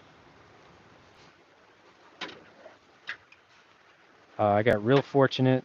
These 4-bank battery holders, I found these for $50 a piece. Just brand new. Some guy had them on Craigslist before that phone app OfferUp bought them out. I used to have, where is it at? It's in my giveaway pile somewhere. I don't know where it's at. I don't know. I let one of the new kids have it, but I had the Mac Tools cordless ratchet, and I liked them a lot. They lasted for a very, very long time. And then the Mac Tools went to the DeWalt series of ratchets, and I had a lot of problems with it. I made a couple of videos about my problems. It was really the trigger design, okay? Because the DeWalt ratchets now went to a brushless motor setup, there was some funny business happening with the load circuit and the trigger that as you were walking out a bolt, it would randomly turn off.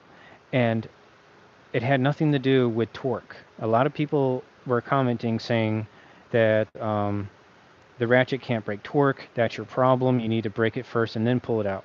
They clearly missed the point where I did break the torque loose and I was just trying to walk a bolt out, and I was even actually able to like sit there and just random moments of pulling down the trigger, and in the one time I did hold it down, this turned off. There was a problem in the logic board, and I eventually got one of the DeWalt people at a tool fair to admit it. He says, we know about it, it's an isolated incident, and we're only taking care of it as it comes up. We're not doing anything to fix it. And I said, well, that's a problem because I've already sent my DeWalt cordless ratchets in for that very problem, and you told me to kick rocks. So I was without a tool for 3 weeks, and you gave me the same broken tool back. And then he gave me a phone number, and he says, okay, well, when you send it in again, let them know that I talked to you, and we'll just give you a new tool. I still got the same tool back, guys.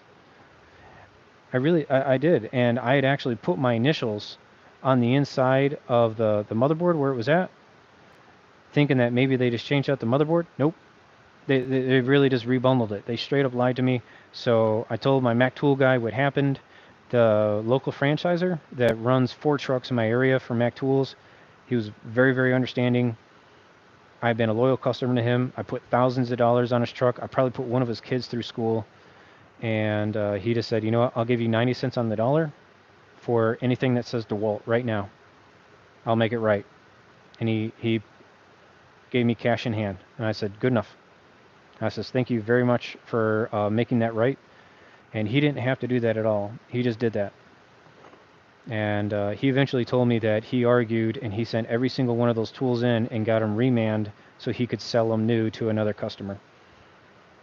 Because he said, if you say there's nothing wrong with them, then you should have no problem putting a reman sticker on there so I can sell it to a new customer with warranty. And they ended up just taking every single one of those tools back, he said.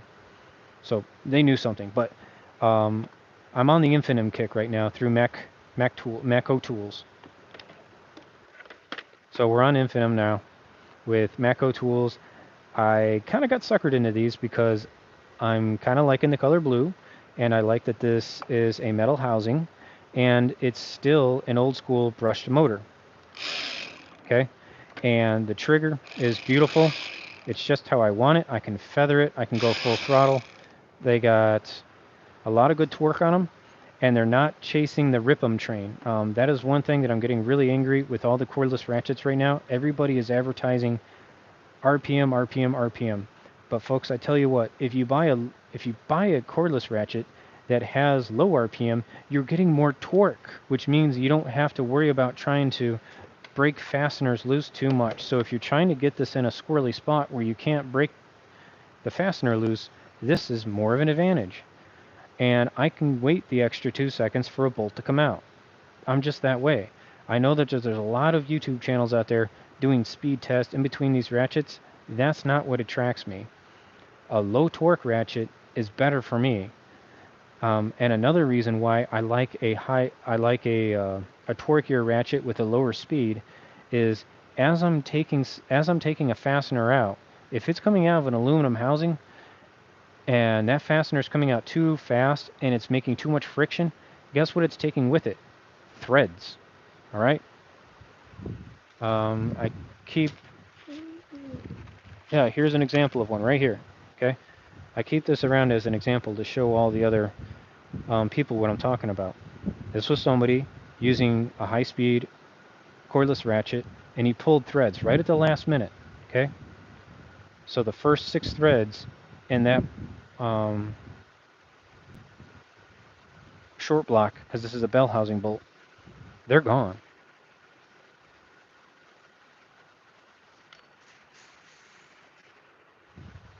That's just how I think about it. I don't have a lot of evidence to back it up. It's just kind of me just putting common sense together. But anyhow, back to these.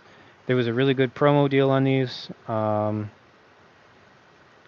got everything bundled up. I did have to do a big, huge reinvestment into a tool truck variant of a cordless tool, but I haven't regretted it. I've been very, very happy. I got the long reach sealed head 1/4 inch. It's nice and torquey, hasn't let me down. I like that the paddle switch is easy to get to. I like that I can use it in a choked up fashion, or I can be all the way back here at the end of the bat and use it. It responds the way that I want it to respond, and that's what's important to me. The tool responds how I use it, because I always use my tools in weird grips. Another advantage is I don't like the Milwaukee cordless ratchets because they have the paddle. Their paddle's weird. Let's go back over here to the stubbies. If Milwaukee would fix this paddle design, I might go back to them for their cordless ratchets, but guys, there we go. Yeah, so yeah, so if Milwaukee got rid of this paddle head where it can catch on everything and just sealed it up, I might be promoting this better. And I know they can do this. And I was at a trade show and I confronted the guy and I says, listen, I know you're not the person to talk to, but take this back to your people. Take what I said. And I held up this tool right here. I says, look, this trigger here is the same as this one. You just put a cover on this. I know you can do it, but they don't want to. And I know a lot of people who have actually just taken this off and they just hit the button. That's just my personal gripe. It's a personal preference, folks.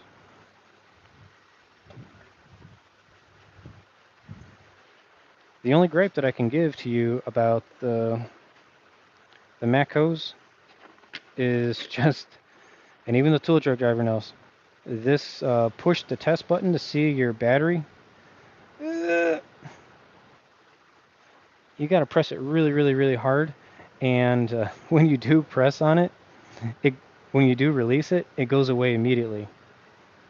It's not like the other brands that are advertising that. I got one. Okay, so Milwaukee M18. There you go. 3 seconds. Easy to press. Okay, easy to press.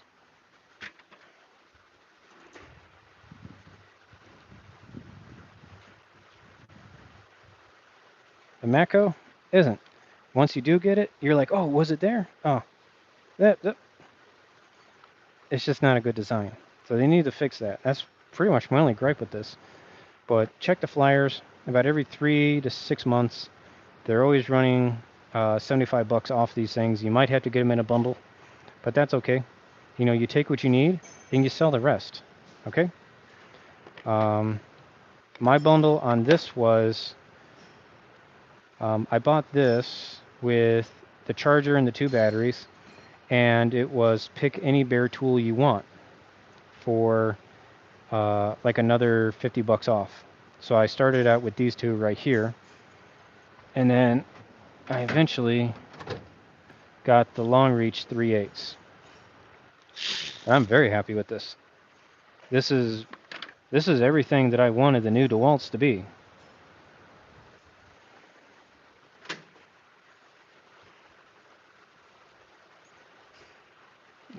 Here, this was some crazy special tooling I did. So this is my Cornwell CBP Echo 0120. Okay, that's a lot of letters. Charlie Bravo Papa Echo 0120. What is that nonsense, Joe? Well, guys, I had to make a special tool here. Look at that. I took 2 hours off of a job getting a bolt out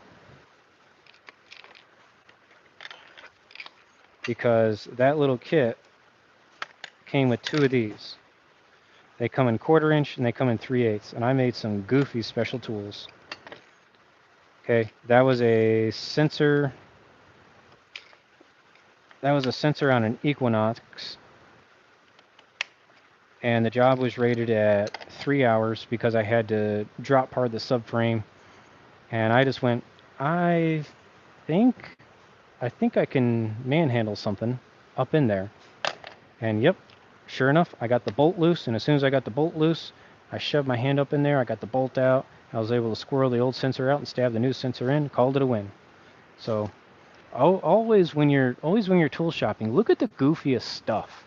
You might make something, okay? And that might be like what makes you a little bit of profit. Here's one cool thing I had a viewer send me. He's got a 3D printer. I thought this was cool, guys.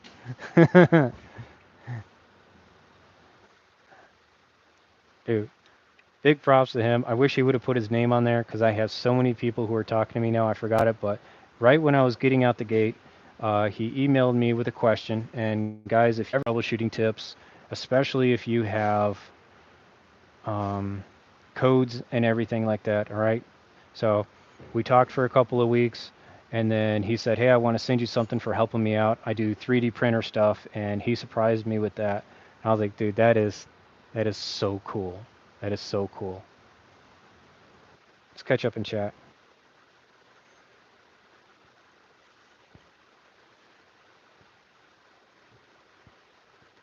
See your T and Bushcrafter.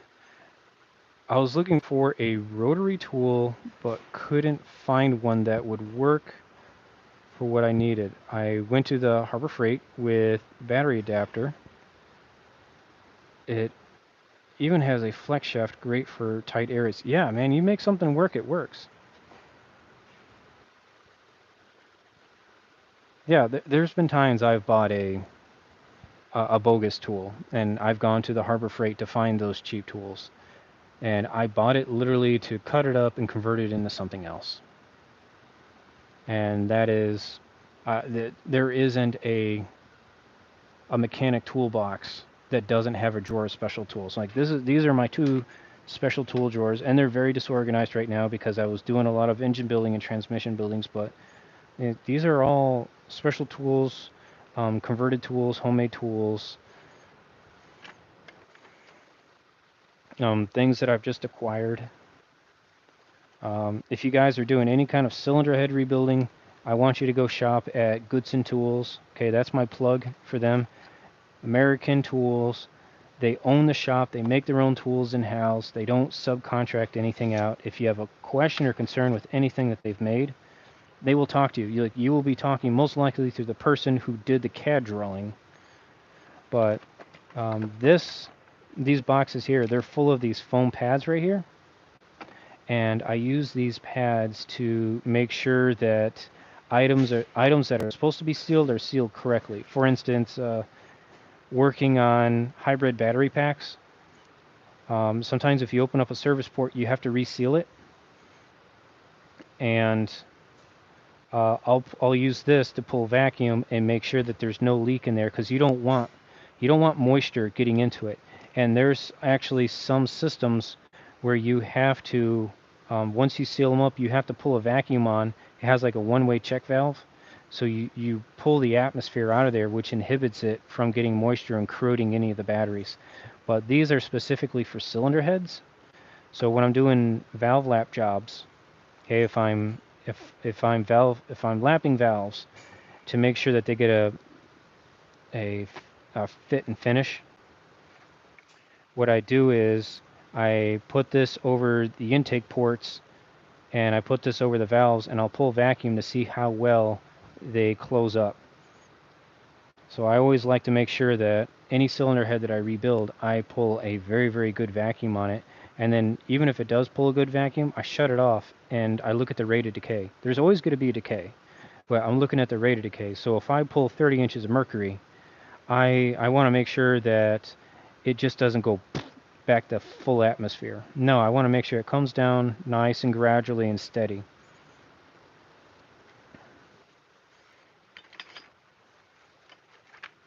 If anybody does a lot of Mercedes and BMWs, and I guess you could say Lincolns and Tejos, but guys, if you're working on systems that have like some crazy ductwork that can change different blower motor speeds, an anometer is invaluable, okay? Because you'll always get complaints of, be like, hey, the people in the back seat are not getting cold air enough, or the driver's not getting the right amount of cold air. Well, I use this to inspect the vents, and I look at the wind speed coming out of every vent, and I make sure it's even. And sure enough, a lot of those cars that have rear air conditioning systems where the vents go through the headliner, I'll be like, hey, it looks like maybe a PDR guy got up in there with one of his hooks and crushed. Okay? He crushed one of your ducts. So that's why your airflow isn't right. But I didn't even have to get into the headliner and look at it. I had enough evidence with this anometer to justify it. And yeah, there's some cheap $10 ones out there on Amazon. I went for this brand, the Testo. This is Testo 410i. I paid $70 for it. I bought this one because it Bluetooths to my iPad. I use my iPad a lot with my diagnostic check equipment because a lot of my services, our location is upgraded with a phone app, so we can record videos and send them to customers, which has been invaluable for my diagnostics. So anything that I can acquire that gives my customer a visual confirmation that I did prove what I found is worth it to me, okay? So I have my anometer and I have my iPad, which has a big display. And so I'll show them, I'll be like, okay, we're going through your vents. You can see it, and the iPad has a nice big pretty screen. And they go, yeah, okay, cool. Yeah, that's a proper diag. I like what you said, and now I'll approve the 2-3 hours to drop the headliner and take a look and see what's going on.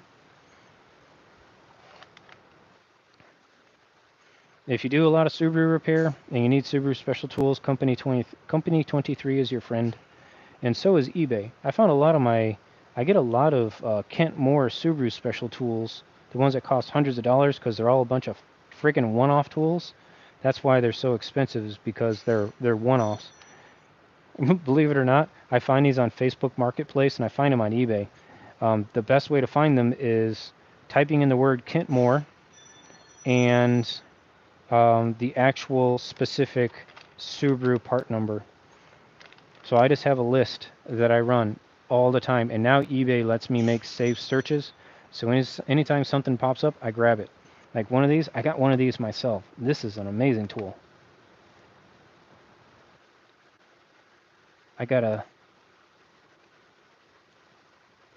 So this is a super, super sensitive gauge for checking for backlash on differentials and any kind of ring and pinion setup. All right, so we're going down to the thousandths of an inch. Super accurate, has to stay in this case.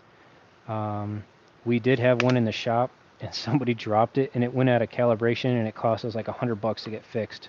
But Subaru wanted something like stupid, like $600 for that. And this guy didn't know what he had. He just said, cleaning out some tools, $50 as is. And I said, I'll buy it. Even if it needs to get recalibrated because it's been dropped, I'll still buy it. So having that to check backlash on ring and pinion, I like it. It saved my butt a couple of times, and that was enough to justify the expenditure of it. All these other random special tools is just stuff that I found. Sometimes it's a kit that was missing pieces and they just post it up as is. Sometimes the Subaru garages that I've worked in, they're dialing back their special tools because the garage has been open since the 80s. So they're like, well, we don't have to maintain special tools for 80s and 90s and other older Subarus. So they're just like, hey guys, whatever you want, you can have. So I got some really old special tools from 2005 and below. I don't use them too much, but when an old 97 Impreza comes in, I'm very happy I have it. All right, well, folks, we've been going on for almost 2 hours. I don't know where I got this energy from. I'm surprised that the wife hasn't tried to call me yet, but I'm gonna blast. Let's go to the bottom, and I'm gonna work my way up and hope that nobody distracts me with asking to see something. Oh, boy, sorry I didn't get the reference. Table saw, got it. Thank you.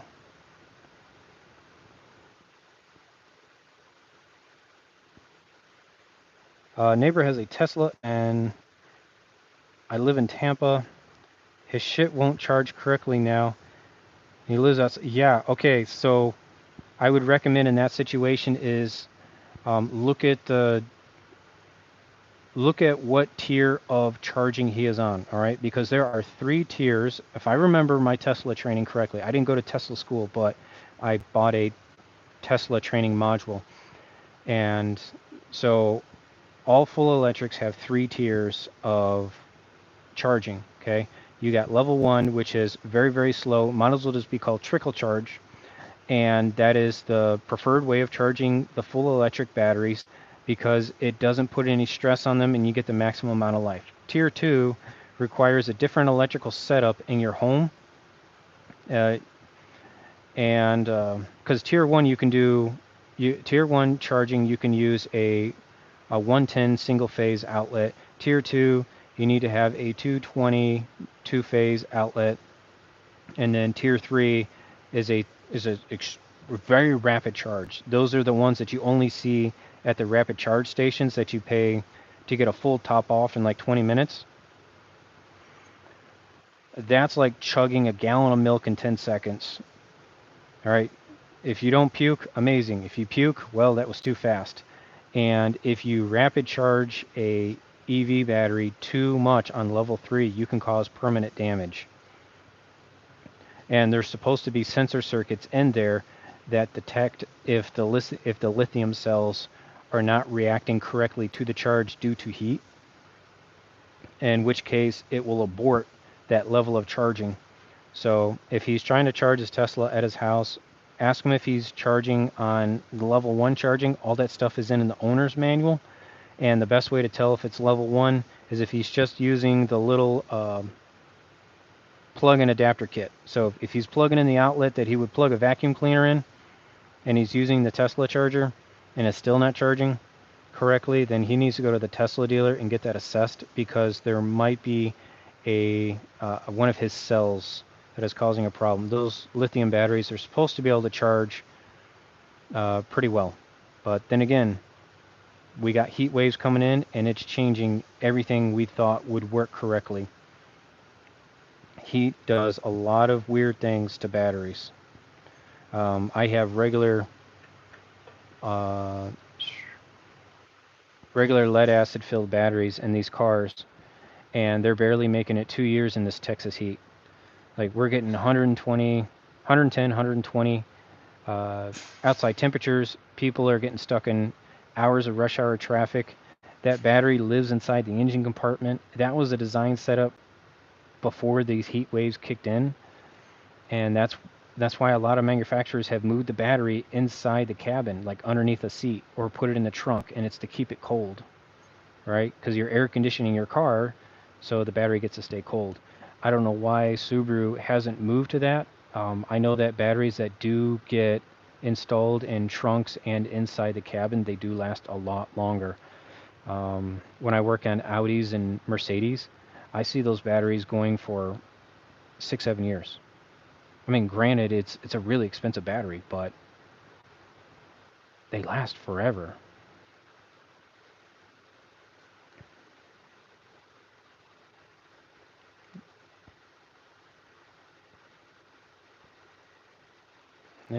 Deleted comment, deleted comment. You guys can't curse. The algorithm will shut you down. Can't say profane things. Sorry.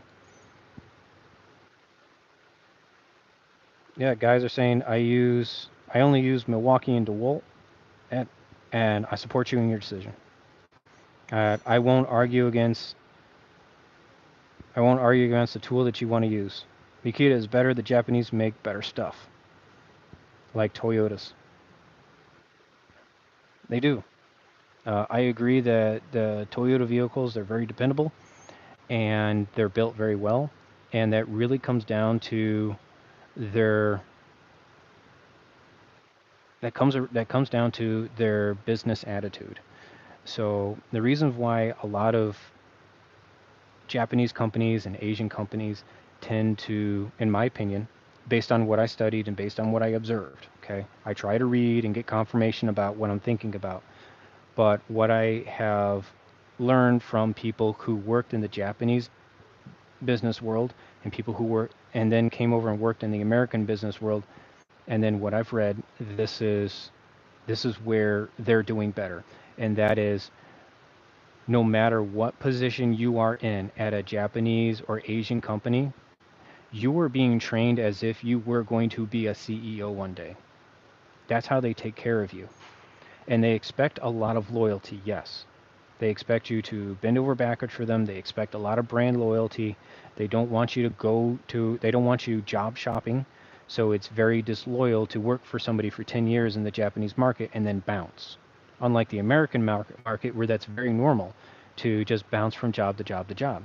But in the Japanese world, it's family. You don't abandon family. And if you have a problem with the family, you have to find a way to respectfully voice your opinion. They do have avenues where the CEOs or the presidents will humble themselves, and they will allow an opinion to be heard, but you still have to, as an employee, kind of like a citizen talking to the emperor. The CEOs and the presidents, they think they're emperors, so you still have to give that kind of bowing respect. You state who you are, you state what you do, and everything that you are speaking for, you are speaking for the better of the company. Okay, you put the respect of the company before your own benefit. Even though you're speaking for yourself, you have to say it in a way that is good for the company. And when you learn that mentality, everybody succeeds, and it it just reflects better, and your reception of your complaint is heard better. I'm sorry if that's hard to explain, but I'm just trying to be very politically correct about it and not offend anybody when I say it. Um, it sounds like it comes off if you hear it for the first time, because I had to hear it and I had to experience it. But I was always like, so I have to belittle myself? And I was living in South Korea at the time. But as I lived in the South Korean culture, and as I saw how it was just normal for them to speak like that when they spoke to a superior, to a CEO, a president, their supervisor, they always spoke with that mentality. And I saw how it was received better. And when I brought that speech pattern back here to America, and I started working in American companies, I actually saw how much easier it was to get my idea across and keep a conversation alive, because too many times was in the beginning, before I had that experience, too many times when I talked to an American leader, I was shot down within 15, 30 seconds. They were like, my attention span is gone. But because I keep praising them, and I'm like, oh, we've been doing good. You've been such a great leader. We've hit these percentage markers. I see how you can hit another 5% better. I have been working on this development plan that you can implement and strategize to get another 5% ahead and make a profit. And he listens and he goes, oh, can we talk more about this? Come back and I'll schedule an hour. Show me everything you have. And now now that you've had that formality, now you can go in a little bit looser. And they're like, oh, wow. It's like, I didn't know you had these ideas working before. And they talk a little bit more like a human. But it's really funny how cultural companies work. So let's go back to that Japanese corporate culture. So they have that. And one of the standards that they have at their automotive assembly lines, any worker can shut down the assembly line at a Toyota plant for any reason. The guy putting the door cards on, the guy putting the dash in the car, you're observing a robot work. There's supposed to be visual confirmation of everything that is done. And the assembly line worker who's trying to fit something in a car, he can hit the button to stop the assembly line. An actual engineer, somebody who's involved in the engineering of that vehicle, will be talking to that worker. No middleman, no white collar guy who's just a bean counter. You're talking to somebody who's involved in the engineering of the production of that vehicle. The worker explains, hey, I've tried to fit this crash beam in this car. This is the third one I've had to kind of like squirrel in a little weird. And I think something's wrong with the fit and finish on these things. Okay? There'll be an investigation right there. It's settled. And I'm told that it happens just as fast as the guy will say, call in another box. Go get another lot. It's like, I want a box from a different lot number. Bring it up. Let's put it in. Okay, they put in a different beam. Hey, it fits perfect. Okay, great. Everything with that lot number, mark it red. We're going to go through them one by one, and we're going to measure them. Me and the other engineers, we're going to go measure those things. Okay. And they do that with wiring harnesses. They do that with beams and fitment. And that's why the Toyotas don't have so many recalls on them, is because they're willing to take care of it at the plant. Whereas my family, who worked at the General Motors plant, they were told to just ship it. We'll take care of it during post-production.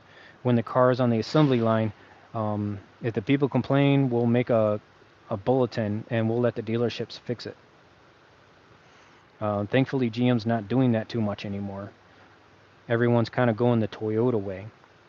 GM had a little bit of that influence back in the 90s when they allowed us a little tiny company to come up and take on the Japanese market. You might remember them, called Saturn. Now, the millennials know Saturns as pieces of shit. And that's because they were driving Saturns from 1999 and above. Those Saturns were pieces of shit because General Motors got involved. But Saturns from 98 and below when they were just making 2-door sedans, 4-door sedans, and station wagons, they were kicking ass. They were kicking ass and they were taking names. And they set a lot of the standards that a lot of other companies are still following today. They set production standards. They set business standards, the way of ethics are in a corporation. Because when they built the Saturn Corporation, they didn't take any GM people with them at all. They didn't want any GM influence because they knew it was toxic. It was old money. It was blood money. And they said, no, you guys are toxic and you're going to bring in your narcissists and you're going to ruin it. So they vetted everybody that went into Saturn and started it up. And they did the same thing that Toyota did with the assembly line, but they made it go out further. They extended that out to the salesmen at the dealership, to the mechanics at the dealership. So if somebody saw an end product at a dealer level, they could put in a report and they can say, you know, I'm noticing this concern. People are coming in with this concern. I think it should be addressed because people are complaining about a squeaky seat. I've had to tighten the seat bolts a couple of times. Those reports do not go through any bureaucracy. They go straight over to the production team and they look at it and they go to the assembly line and they go, hey, what are you torquing these seats down with? I got 3 cars out in Illinois. Guy had to torque down seat bolts. What's going on? Well, we use this tool. And then they go and they find out, oh man, it's got a bad airline. Or maybe the setting on the wrench was wrong. And they fix it right there. There was one classic episode. This came from a salesman. And this was a smart salesman. He was very observant. He was a nobody high school kid. Okay? He was a high school kid selling cars at... Okay. There's no 20-year-old high school people, I hope. He's a 20-year-old kid. I'm sorry if I call people 20-year-olds kids, but I still think you're a kid until you're like 25. So he's selling cars at 20 years old at a Saturn dealership. And the general manager said, I want everybody to be wearing sports jackets, button-up shirts and ties, and suit pants, pretty much like you're going to church. He wanted to be everybody in church apparel. Before that, it was just slacks and polos. Okay, well, he followed his orders. He got it. He got his new wardrobe attire, and over the course of 4 months, he noticed that his sales and everybody else's sales in the dealership was going down. And nobody new had come in. It's just that this one rule was changed. And it also changed at a few other Saturn dealerships in that area too. So he starts making friends at other Saturn dealerships, and he says, "Are your sales going down?" Yeah. I was like, "Did it start when this suit and tie thing came out?" And you're like, and nobody realized. And he says, "Look at your numbers, pull up your history, and look at your sales. Did you make more money when you were in casual attire versus today?" And they all agreed. And he says, "Yeah, I was selling 50% more cars." So he wrote his report up, and he was very careful about how he acquired his numbers, because I'm sure there was some confidentiality breach. You know, he social engineered the information that he got, but he made it very clear.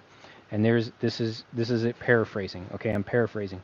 He says the clientele that are coming into buying a Saturn are not coming in with sport jackets and ties and button-up shirts. They're coming in jeans and t-shirts and flip-flops. We are selling cars for $9,000 to $18,000. When I wear clothes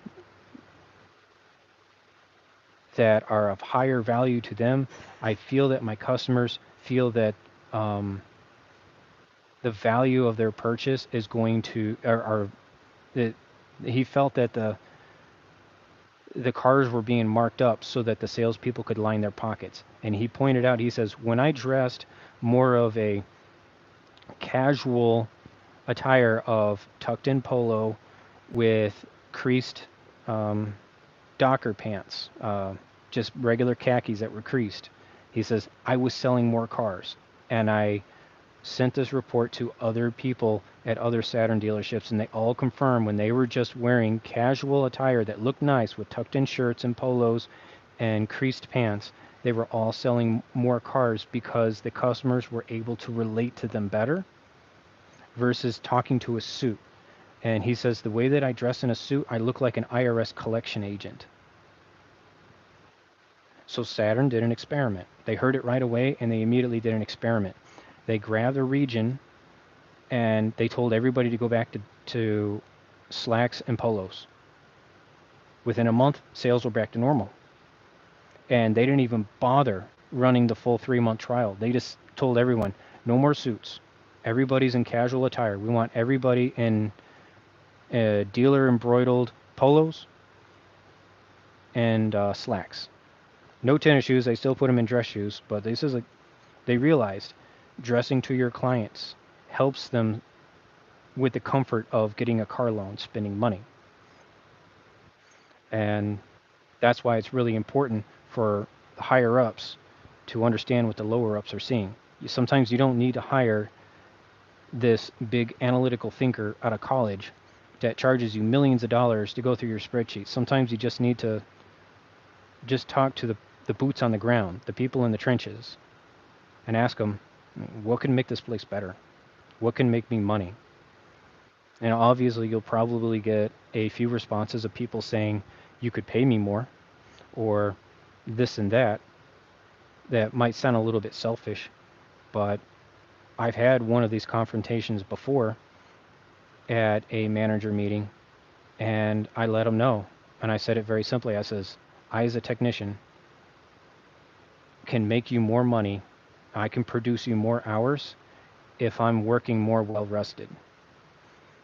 Being that I reinforced the idea, I said, if I'm getting a scheduled break where I can sit down for 30, 40 minutes and relax and take my boots off and eat my lunch and digest my lunch and come back to work, I can come back re-energized and work more powerful. I said, there are people who are sitting at their toolboxes eating sandwiches and they're exhausted. A technician that is working 10, 11 hours straight eating food at their toolbox is 30% is under production by 30% versus somebody who is stopping every 3 or 4 hours to get a scheduled break, get some AC, get some water, get some food, and rest and recollect their thoughts and reattack. That person can and does produce above 100%. So realistically, if you work a 10-hour day, you should be making at least 10 hours. But unfortunately, over the last 5 years, I've noticed that people who work a 10-hour day can barely flag 7 hours. And it's because they're hot, they're exhausted, they've been standing up all day. And when you get exhausted and you get tired, you get distracted easier and you get trapped in conversations better. So when I ran a team, I ran the team I wanted the way to run it. And it pissed off a lot of managers, but I showed them on paper. I says, my team is producing more. And yes, you don't see them in their stalls as much as the other people, but that's because they have their work done. I says, they get here on time, they clock in on time, if not early. They're ready to rock and roll because they're well rested. They don't need to take a 30-minute coffee break first thing when they get here. Okay? They got here on time, they're ready to rock and roll, they've already had their cup of coffee, they're on it, and I make sure right away, because we start at 7 o'clock, and as soon as we start working for the day, I start pointing at guys. I'm saying, you're on 11 o'clock break, you're on 11:30 break, you're on a 12 o'clock break. If you can't take your break, I need you to trade with somebody immediately and let me know who you traded with. Because sometimes that person's on a car. So the 11 o'clock guy might yell out to the 12 o'clock guy and be like, yo, I just picked up a brake job. I don't want to let it go. You want to swap? And the guy will go, yeah, I just finished an oil change. I'm out of here, man. And they text me and they say, hey, Joe, we're swapping lunches. I know where my people are at. I know they're sitting down. I know they're eating food. And I know they're resting. And as soon as every one of my team members got their lunch, then I take my lunch. Okay? Because I make sure I step in and I fill the void. Those guys were rested and they were making a lot of money. And they were really smart. And unfortunately, that team got busted up. They got busted up because they tried to inflate the other teams. They're like, oh, you got 3 really good people now. Well, I need to bring up the hours on the other teams. And I said, that's not how that works.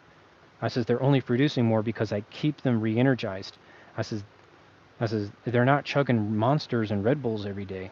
I says, I'm making sure that they're getting their breaks. I'm making sure that I'm controlling their work and they're doing the work that I know that they're capable of doing. I'm not going to give a diagnostic job to somebody who doesn't know how to do diagnostics. The only time I give them a diag job that might be in a position where they are unfamiliar with diagnostics is if there's a bulletin, if there's a technical service bulletin. I'll say, hey, Ricky, um, I think I know this concern fits this bulletin. Pull that bulletin up, check it, see if it fits. If it don't, get back to me. I'll reassign it to Ricardo. That's how the system worked. So I made sure that every tier of team member, based on their pay, was getting taken care of. All right? Like if you were my C tech, who's my bolt-on tech? I need you working fast, I need you working efficient, and I need everything done lickety split. I don't want any car staying here overnight. You'll make a lot of hours, but you don't make the most per hour, okay? So you're like a 20 hour, 22 hour tech. You're not going to pull engines. You're going to do a lot of services. You're going to do a lot of flushes. You're going to do a lot of gravy and a lot of bolt-on, but you're going to push that work out fast, okay? And you're also on the lookout for heavy line so you can feed my engine tech, okay? As soon as you make $27 an hour, you're on engines, okay? You're doing transmissions. You're doing warranty, but I make sure I protect you so that you still keep that rate of salary pay. I keep everything equal on the team. The low guy is feeding the high guy by keeping his eyes open. He's looking for those head gaskets. He's looking for those valve covers. I'm not going to have my low guy doing valve covers. No. He does his inspection, and he says, Joe, I got a valve cover, and I got a car that needs a tune-up. What do we do? Like, who's doing it? I says, obviously, it's going to my top guy. Okay? Thank you for it. He gets a handshake, and he gets a bird dog out of it because we take care of him. That was his time. That was his inspection. That was his video. We still got to comp him for his time. So we comp him for his time. But it was not unusual for my C-Tech to be doing 70 hours. Okay? That's my bolt-on guy. That's my service guy. Then I had my B-Tech and the A-Tech. And I was also an A-Tech. Okay? We were in the 50s and 60s. But because we had higher hourly pay, we were still making a lot of money. But respectively, we were not exhausted trying to run around and cherry-pick tickets. We had a system. We all worked with each other. The low-tech fed the high-tech. And the low-tech got all the bullshit work out. He got the tire rotations out. He got the tire patches out. But in return, we taught him. We told him, you're like, you give us a year of indentured servitude by taking care of this team. You will be here. I says, but you have to work your way to it. You have to do the grunt work. And it's I tell the C-Tech, I says, I'm going to teach you how to do fucking trash. Okay? I says, your first 2 years, you're not going to do nothing but trash and recalls and bulletins because I'm going to embed that muscle memory into you. Because when the work gets slow and the cars aren't coming in, the only thing that's going to keep you alive is garbage. Okay? Garbage recalls, garbage bulletins, garbage warranty extension. You have to know how to do it. You need to know how to do it fast, and you need to know how to like it. And every one of my techs that have come up through my 3-year program, they've all said thank you. Because when the season gets slow and everybody else was hurting for hours because they were relying on gravy and struts and brakes, tune-ups and flushes. But then they get hit. They're like, I got to do a warranty head gasket. I got to do a warranty chain cover. They're like, those don't really pay, and they do it really slow because they're thinking about it. Nope. I already abused you as a C-Tech. And I made you do that warranty job, and I showed you how to do it by the book. Then I showed you how to cut a corner. Then I showed you how to cheese it, and I showed you how to use it how to do it better with a different tool. And now you've perfected it. So you know how to do it the right way. You know how to do it my way, and you know how to do it the fast way. And if during that path of doing it the fast way, you know how to backtrack and fix it if you make a mistake. Okay? Because us mechanics, sometimes we find a different tool that can do something better. Okay, we find a different angle of attack. We're not doing the job correctly. We're just finding a way to where maybe we don't have to take an entire assembly apart to replace a sensor or to replace an O-ring or a gasket. There's a few of those little cheats out there, and it might require a little self-investment of a tool to do it, or it might just take a little bit of experience. That's what I was experimenting today with one of my tools.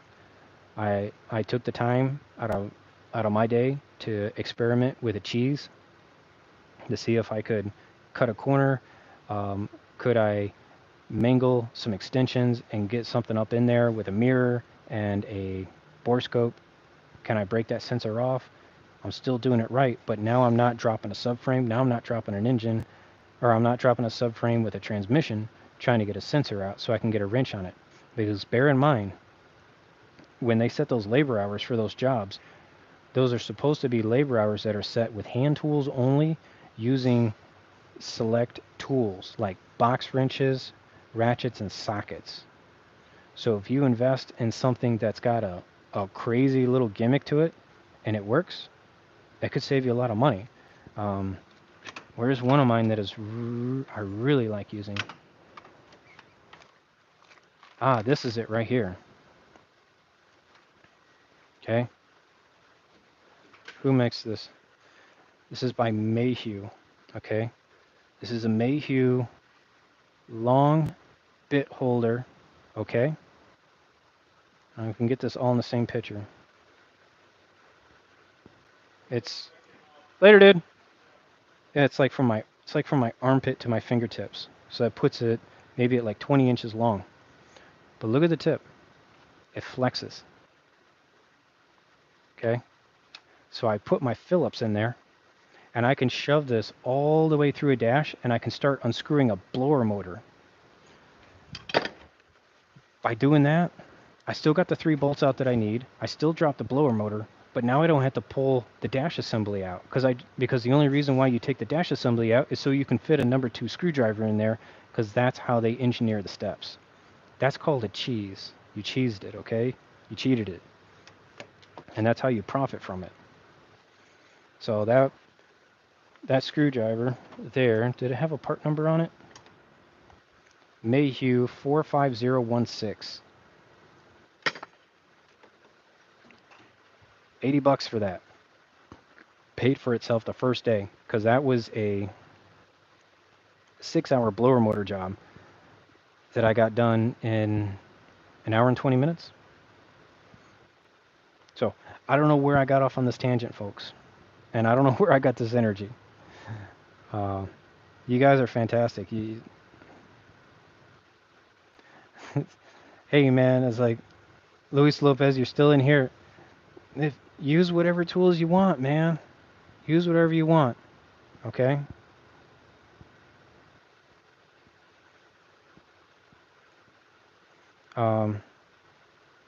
You know, I started with the Harbor Freight tools too, okay?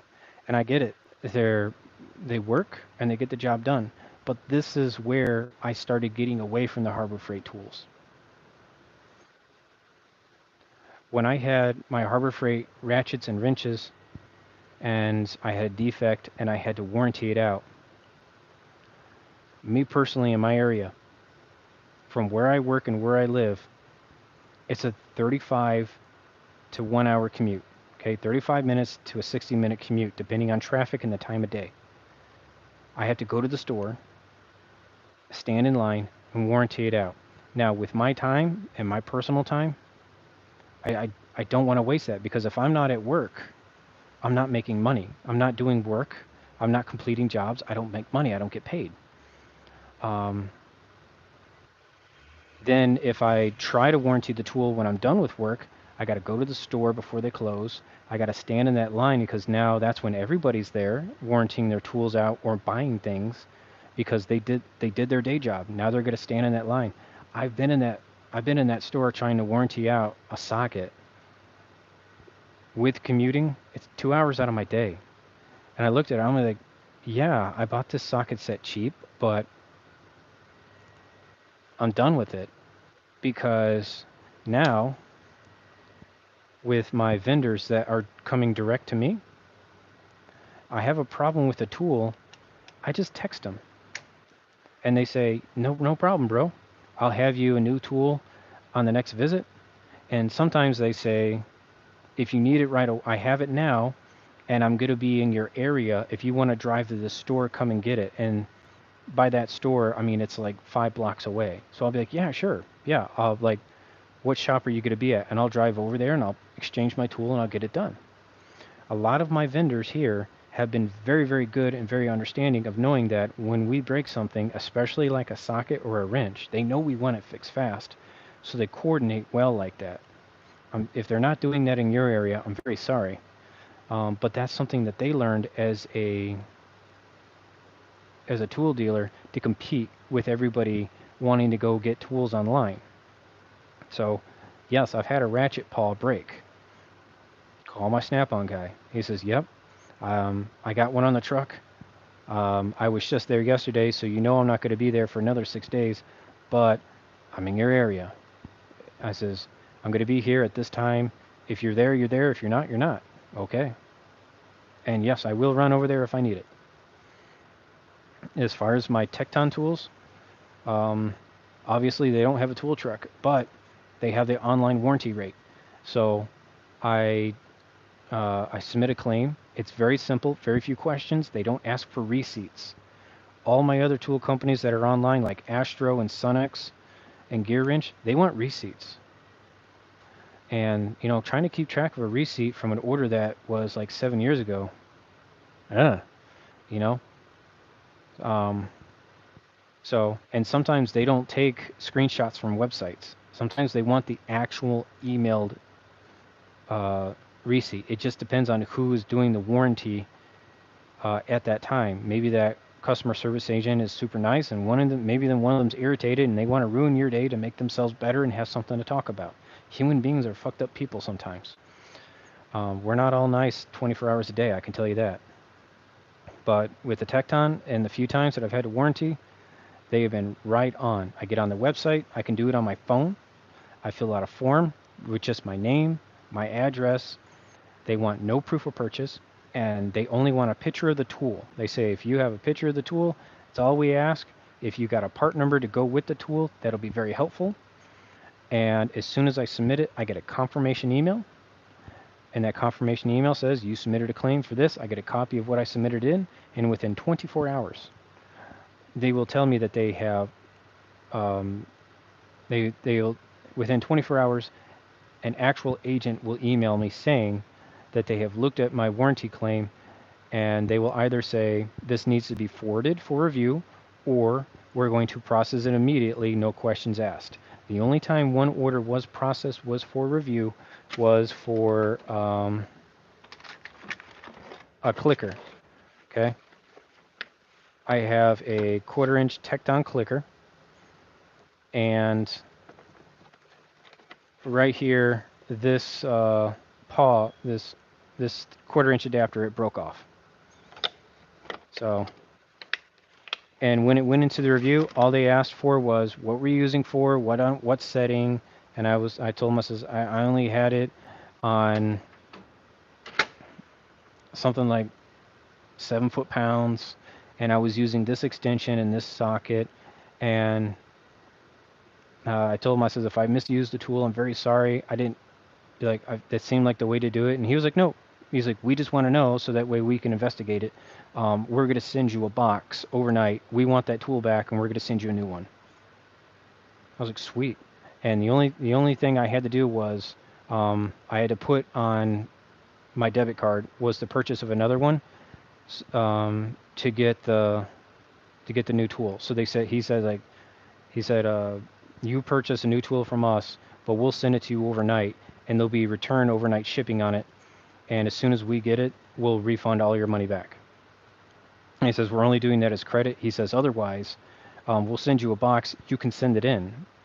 Okay? And then from there, we will send you another one once we receive it. So he says, depends on how fast you want it. I didn't need it that fast, so I was okay with just saying, you know what, just snail mail me a box, and I'll send it in. And it only took about 2.5 weeks. Okay? It took about 5 days for the box to show up. I'm sorry, no. The box didn't have to show up. They just sent me postage. So he said, here's postage. Go to the UPS store. Drop it off. It went to them. I followed tracking. It got there within 3 days because they're in Michigan. And as soon as I got it, I got notice the next day, hey, we're sending you another one. So, yeah, professional people. Professional people.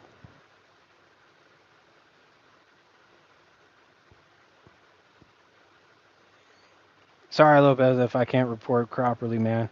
Um, you know the where the camera points.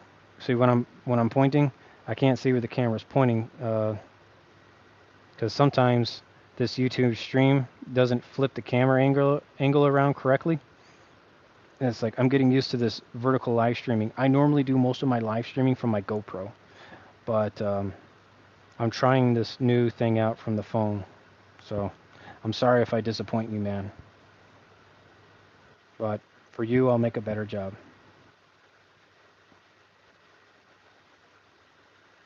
Yeah, Parvin, regrettably, I have a lot of tools, man.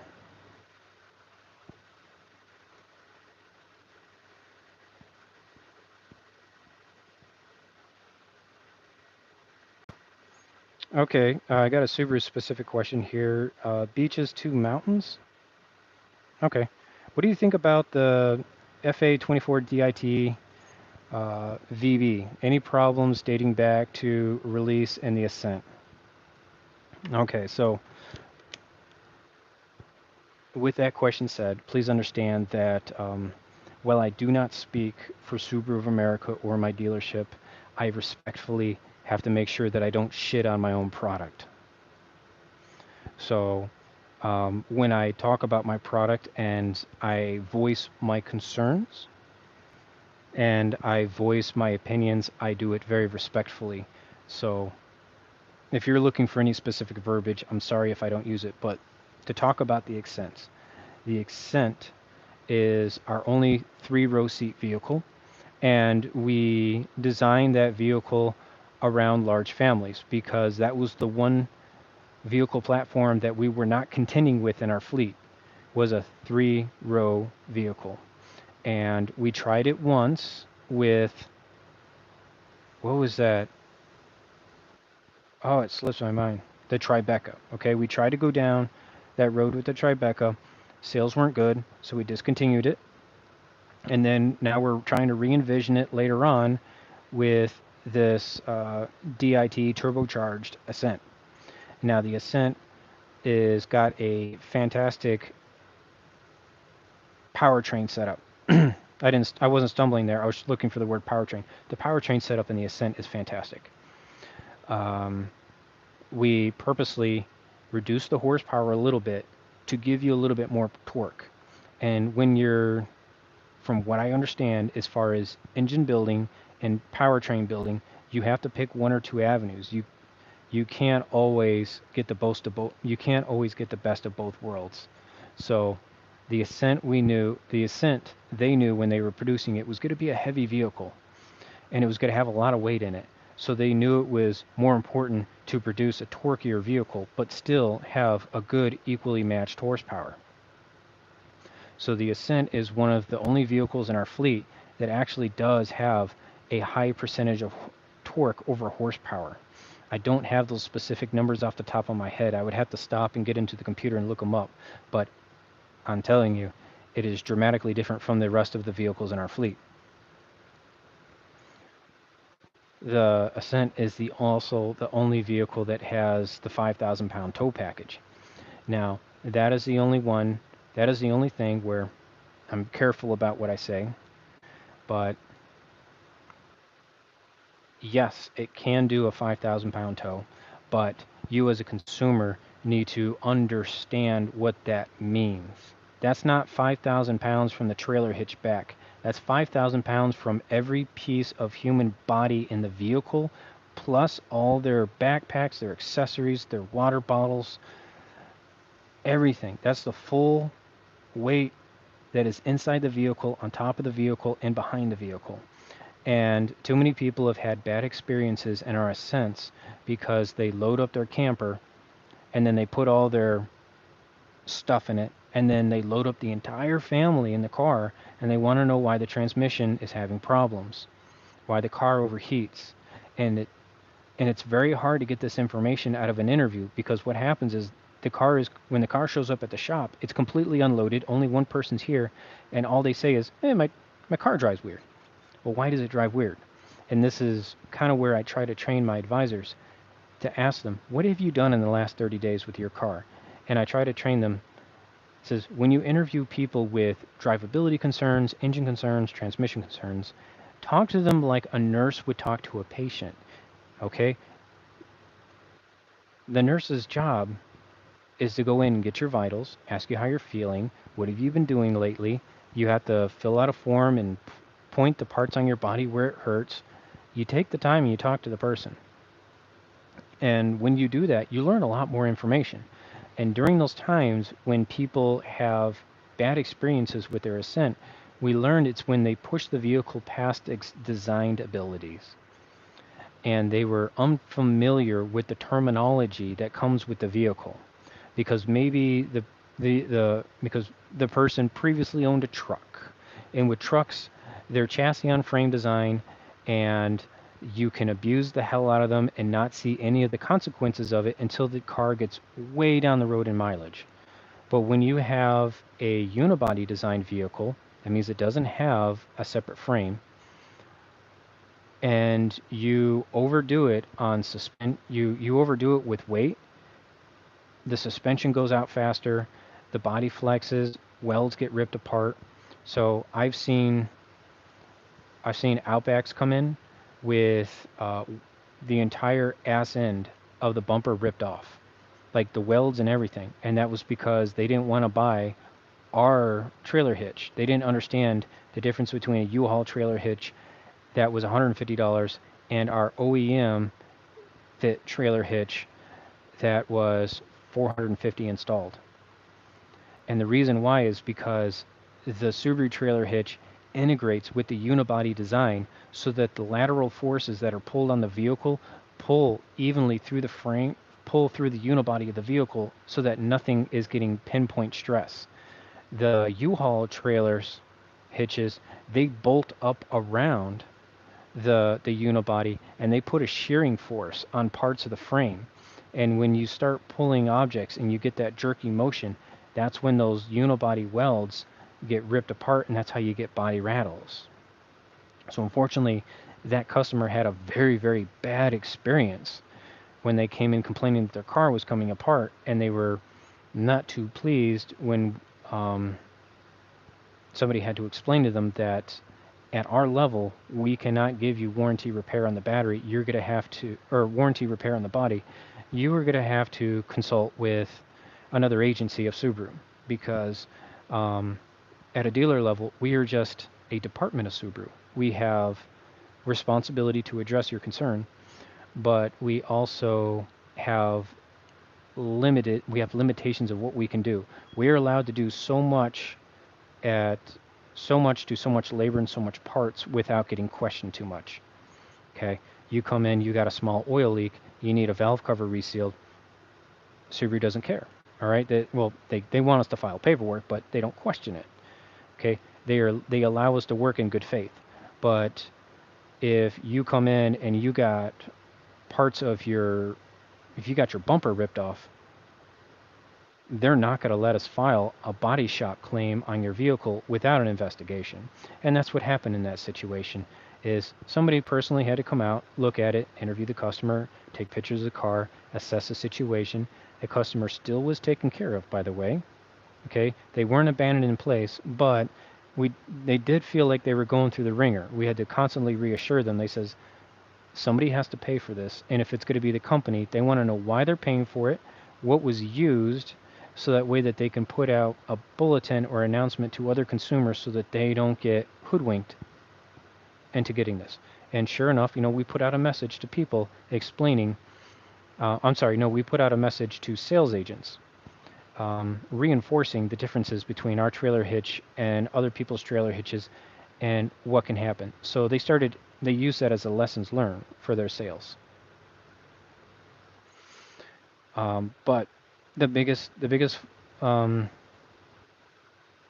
things that I'm just noticing, and I'm working on my Ascent customers, is I see a lot of pulsating in brakes, and I try to coach my customers in saying that, hey, this is a big vehicle, and while it does have a proportionally matched braking system for its curb weight, if you're going 80 miles an hour, if you're constantly driving on the interstate, that's where we have a lot of interstate around here where you can go 80 miles an hour. And it says, and you're slowing down to an access road, you need to take a little bit longer on the brakes, okay? Because it's that constant hard deceleration with your braking system that is causing a little bit of warping on your rotors and giving you that dissatisfied vehicle experience. So if you integrate this new driving habit into your daily lifestyle, you'll see us left often. And that's how I present that information. Uh, would putting a different braking system on the Ascent fix that? I can't speak for that. I'm not an engineer in the braking system. I don't understand thermodynamics that well. I understand my basic laws of physics. But as far as the thermodynamics of braking and metallurgy, that's for somebody who went to school.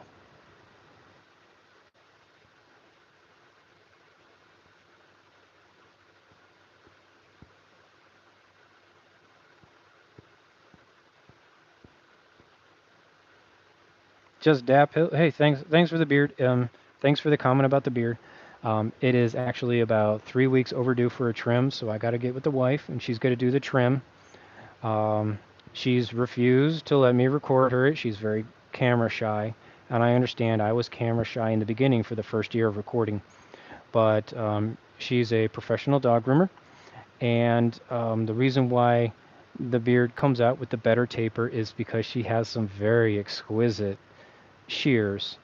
So we're not using regular barber shears. She has some shears that are about $150 because they're not only long, so it gets one good straight cut, but they're actually kind of got like a little bit of a bow in them like that because they're meant. She does a lot of Asian fusion dog grooming where people want their dogs to kind of look like cartoon characters a little bit, where they fluff out the hair and they put kind of like a bowl cut on their head and poofy legs. So you need some tuned up shears for that are shaped a different way.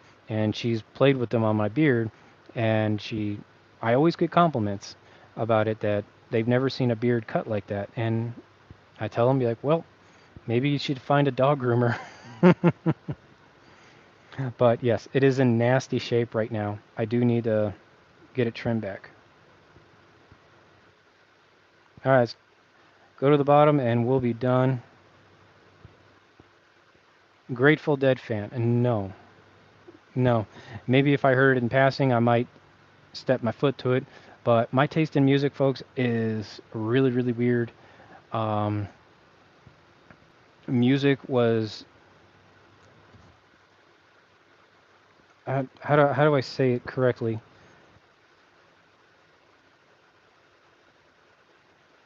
Uh, so processing lyrics when I was a kid. So processing vocal lyrics when I was a kid was something that I wasn't really good at. And what I became more attracted to as far as music wise was what we know as EDM. So I was very attracted to 8-bit video game music, beeps and boops, and that kind of stuck with me. It's only now that in my older age that I've actually kind of gotten into lyrics and understood song lyrics, but I still hyper focus on the instrumentality portion of it. So I listen to a lot of instrumental music, and that's just because of lyrics and music don't always process well with me. I just kind of tune it out, or um, it's just a brain processing thing, I guess. I just can't. I try to hyper focus on the lyrics, and then I miss out on the instruments playing, and vice versa. I'll listen to the instrument playing, and I don't understand the lyrics.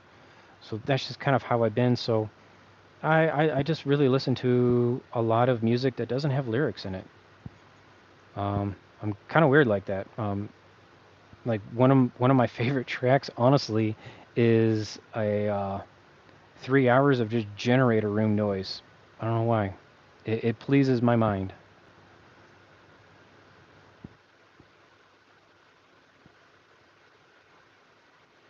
Do I know? Okay, so I'm gonna butcher your name because I don't do names well. Mix, Mincks. I was wondering if you knew anything about the FA20 motor for the 2012 BRZ. And yes, sir.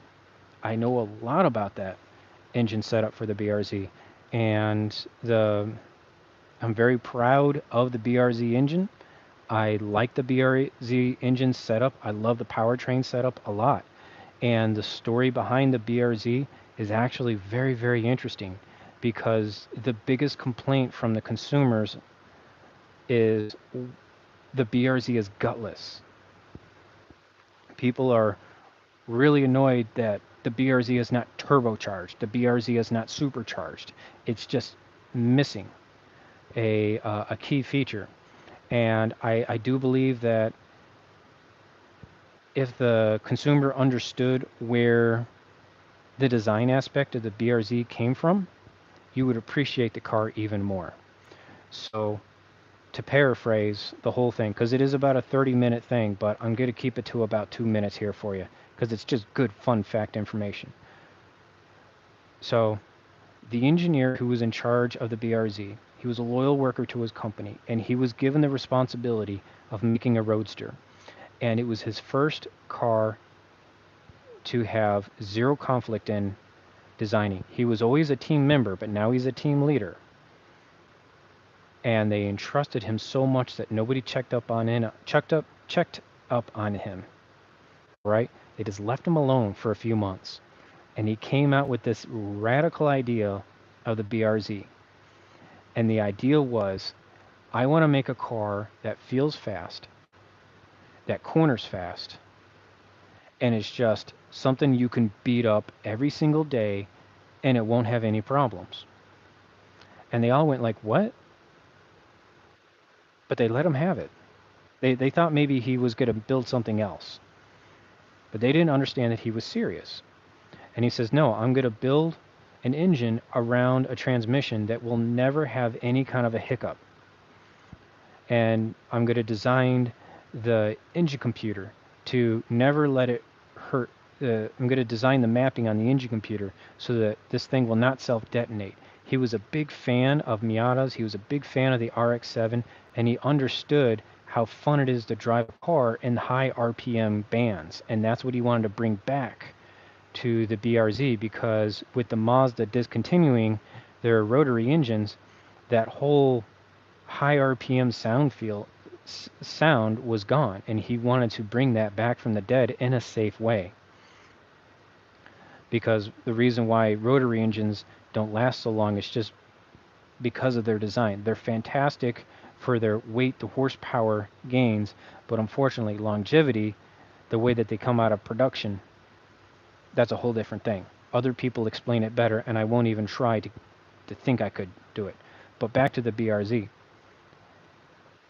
He needed an engine that had a good low center of gravity, and that's where the partnership between Toyota and Subaru started. Is they came to us and they said, we like your engines. They sit low, and we got to use that. They have a good horse and torque gain for what they do. We want to use that. We have a few modifications we want to make to it, but we're not going to completely overtake what you designed. So we were just introducing direct injection, and direct injection is huge horsepower gains for little engines. So they took our 4-cylinder engine, then they put it under direct injection, and the one modification that they wanted to make is he said, I still want to see port injection. Well, port injection doesn't really have a lot of horsepower gains, but it does have a lot of good engine maintenance gains, because by having a port injector that can still operate here and there, it helps keeps the intake valves clean so that they don't get washed up with carbon. And that's one of the huge advantages that the BRZ has over all the other DIT Subaru engines, is that they still maintain a 2-injector setup. They have direct injection for main horsepower, but for engine warm-up, they're using port injection.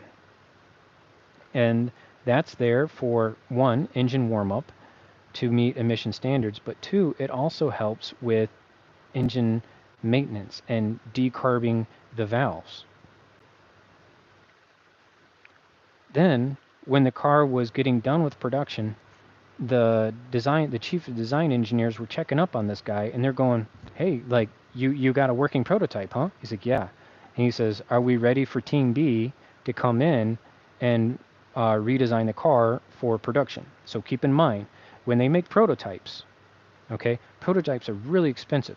They're hundreds of thousands of dollars, if not millions of dollars, depending on the vehicle that you're designing.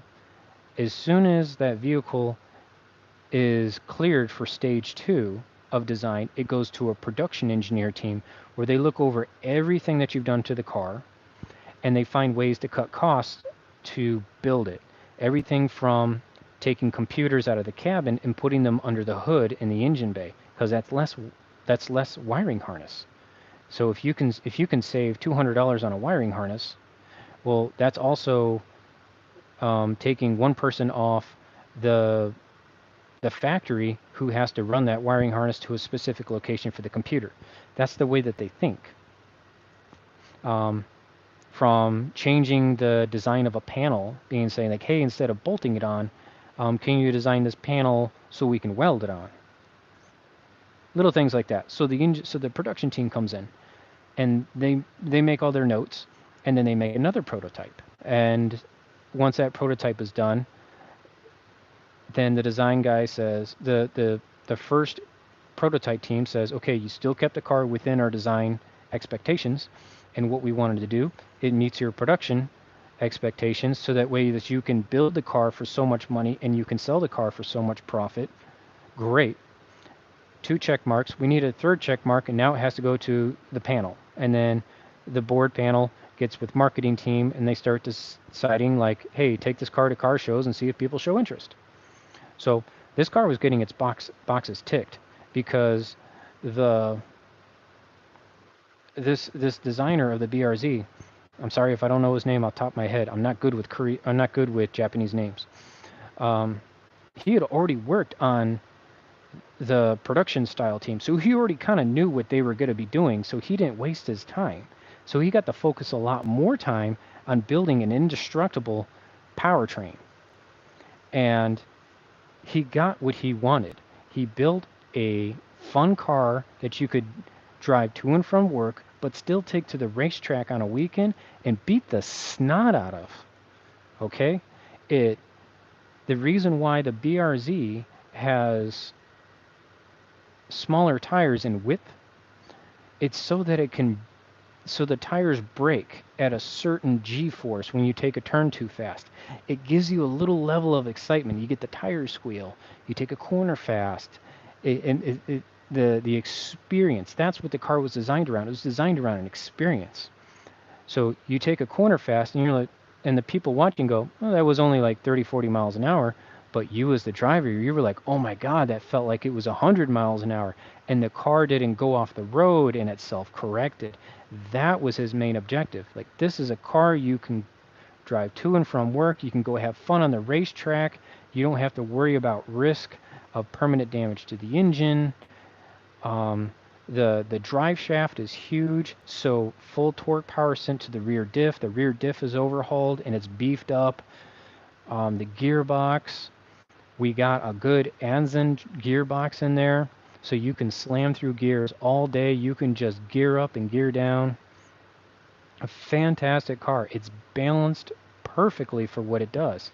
And yes, I've had the opportunity to go out and take these cars on the track and beat them up, and you have to literally want to drive this car off the pavement. Like, the car just wants to always self-correct, always wants to go straight. You can fishtail it and it automatically just kicks in and straightens out. It's so well balanced. But as soon as you change the horsepower torque ratio by supercharging it, you don't get that feeling anymore. All you get is a straightaway time attack car for doing quarter miles. As soon as you change your wheel setup, because now you want big fat wider wheels because you want to grip more. Okay, now you don't get that dynamic loose feel when you go through corners. Like, we purposely designed it so the tires would break in the corner, but they would never break such enough that you would be in any danger. You would just get kind of that loose feel of, oh shit, but you're still on it and you feel like you're clutching it all day. And when you drive a stock Subaru like that and you understand what its main purpose is, you'll never want to modify it again, outside of maybe some mud flaps and a better cup holder. Yeah, that was my learning experience with the Subaru, and it was super engaging and so much more appreciative, and I started having a lot more respect for the vehicle because I understood what it was purpose built for.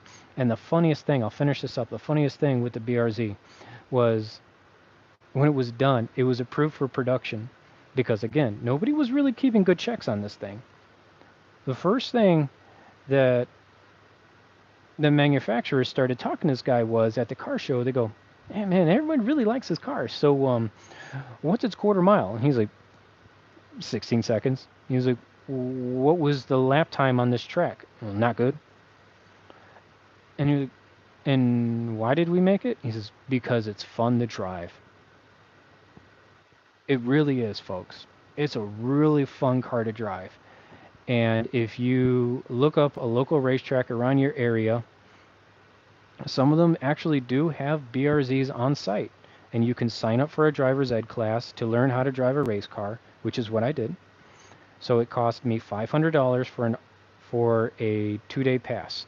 I got 1 day of classroom education where I had to learn about driving and cornering, and I did a lot of backseat driving. Like they put me in the passenger seat, and the actual instructor driver was driving around and actually explaining the physics of turning and braking and safety. And then the next day, we were given our quiz, and if we didn't pass, then, we were retrained and given another quiz. Like, it was a pet the bunny kind of style of driver training. They want to get you on the track. So we understood everything. Everybody got to drive that day. So on track day, we all got 10 laps with governed speedos, so we weren't allowed to go over 60 miles an hour. And that was just to make sure that we understood cornering and braking very well. That was what they were looking for. They were looking for cornering and braking. And then after that, they took the safeties off the car and they said, okay, you're allowed to go up to 100 miles an hour. But all these cars did have we did have to drive every car with an instructor in the passenger seat who had the ability to govern our car down on the fly. So they had done some modifications to the ECM where they could throttle it back if they felt like we were putting the vehicle in any danger, if we were trying to purposely drift the car, to do something we weren't trained to do. We were trained to drive the cars like race car drivers. We weren't trained to joyride in these vehicles, and I thoroughly enjoyed the experience. And if you are any kind of a metalhead, if you are any kind of enthusiast driver, and you've never had that level of experience of professional driver training, I highly encourage you to do it. Even if it's in something as puny as a BRZ, okay? You can still have a really good, fun track day in a BRZ. You really can. You'll feel like you were driving a Formula One car if you learn how to drive it at its full potential. So, yeah, to reiterate my point, I'm very confident in BRZs. I understand their electrical systems, I understand their drivetrain issues, and I can confidently say that their gearboxes are built very, very well. And if a customer had any concern with a gearbox issue, I will always find the cause was due to customer modifications. Modifying it with a supercharger, modifying it with a heavy-duty clutch, modifying it with super wide sticky tires. Okay? And for all you, though, for everybody out there who wants a heavy clutch in their vehicle, I want you to understand this as a point of reference. What's more expensive, a clutch or a transmission assembly? Honestly, you can buy what's an OEM clutch with a flywheel for a Subaru WRX, not an STI. Fuck, let's use an STI. OEM flywheel and a clutch, $1,000. Okay, we're not talking about labor install. I'm going to assume you can do your own clutch. I'm going to give you that empowerment that you can do your own clutch. So you get a flywheel and a clutch for $1,000. You burn up your 3/4 gear because you put on a heavy-duty clutch. Now what's your price in repairs? How about $4,000 or $5,000? Okay, you strip a gear, and all those bits and pieces that tears up other gears. It tears up your synchros. Okay, put scratches on rods that have to slide like glass through other connectors. So what I'm iterating at is we purposely make clutches to be the breaking point on your manual gearbox setup.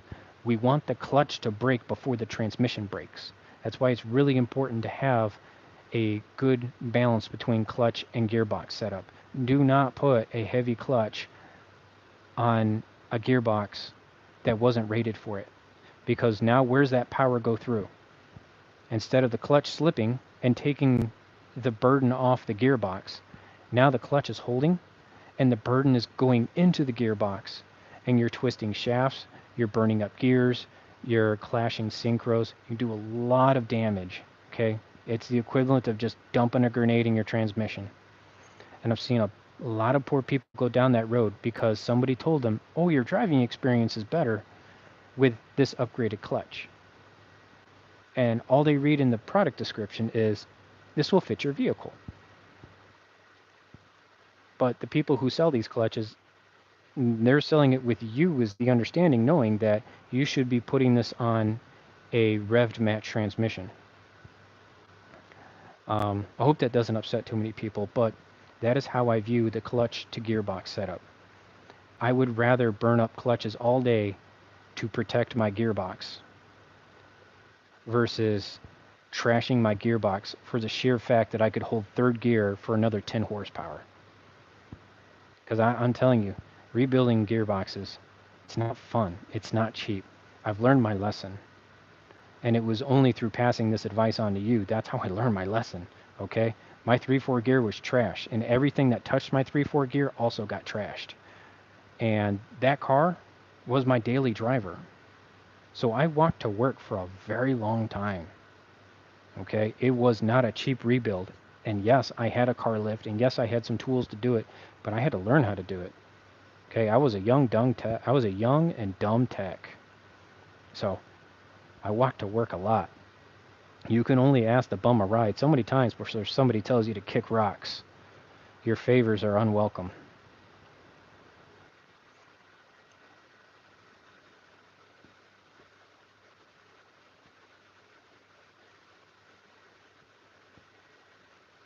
Say potato. There you go, I said it.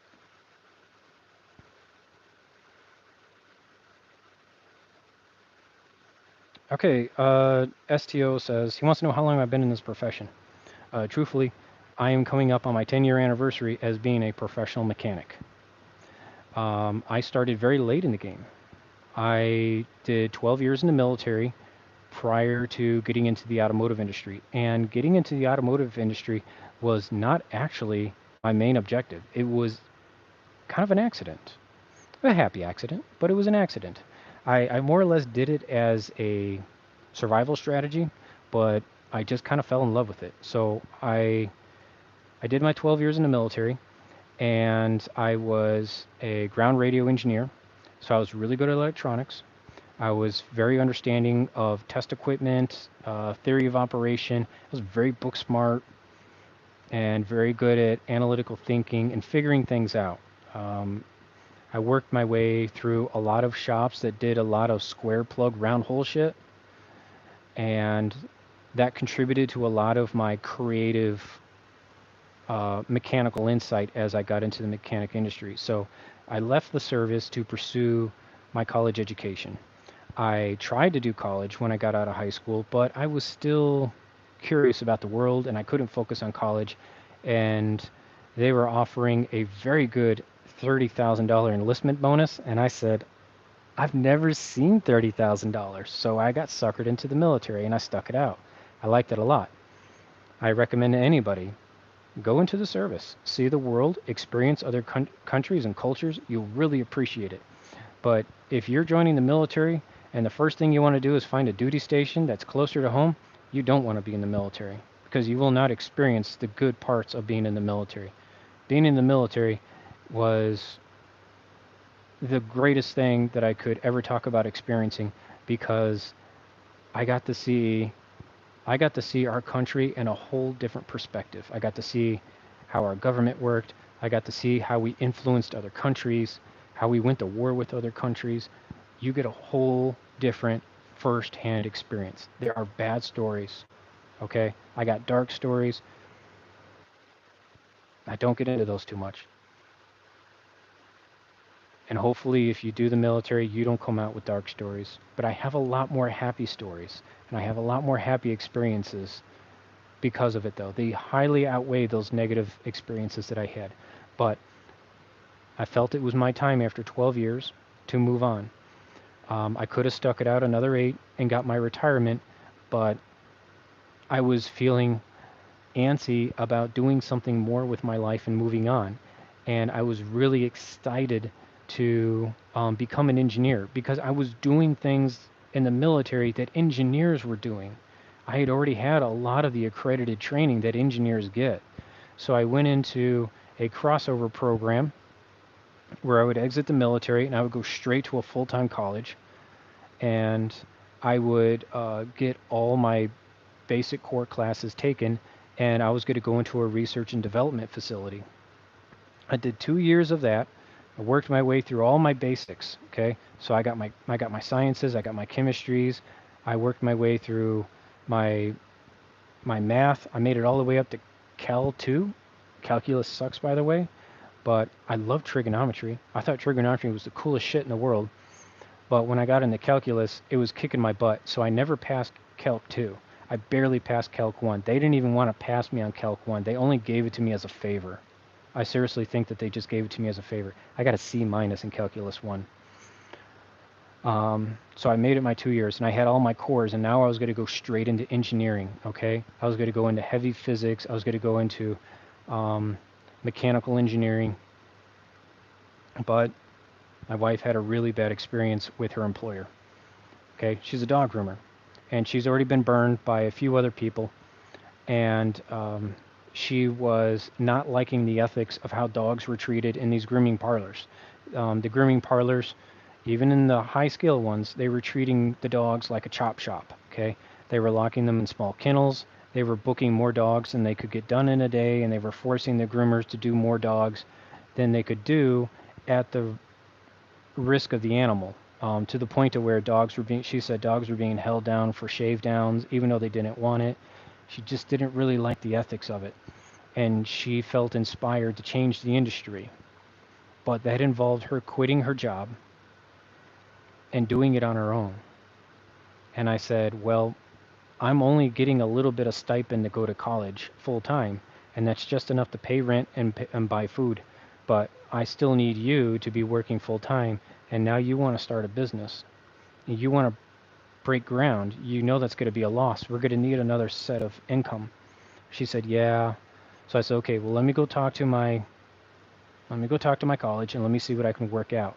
So I worked out a part-time deal. They agreed that they would they would still pay for my college to go part-time. I would not be getting full benefits of my grants and pay that I could live off of, so that I didn't have to work and go to college. But I did it so that she could pursue her interest. And I was really hoping that the business was going to get rocking and rolling as faster as it did. But unfortunately, trying to break into the market, it was a little hard. 6 months turned into 12 months, 12 months turned into 2 years. And through that time, I went to school less and less, and my grades slipped.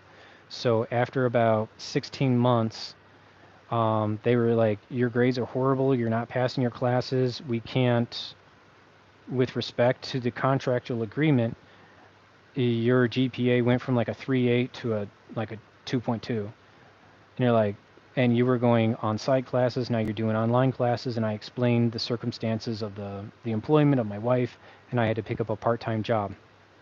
And by the way, the part-time job that I had, I said, oh, I like cars. I've been working on cars for my whole life since I was a kid, because all my family are factory workers, and they taught me how to work on cars. I'm like, I can do that a little bit. I was getting really distracted by working on cars, I tell you what. So I lost all my college money. I kind of hit rock bottom.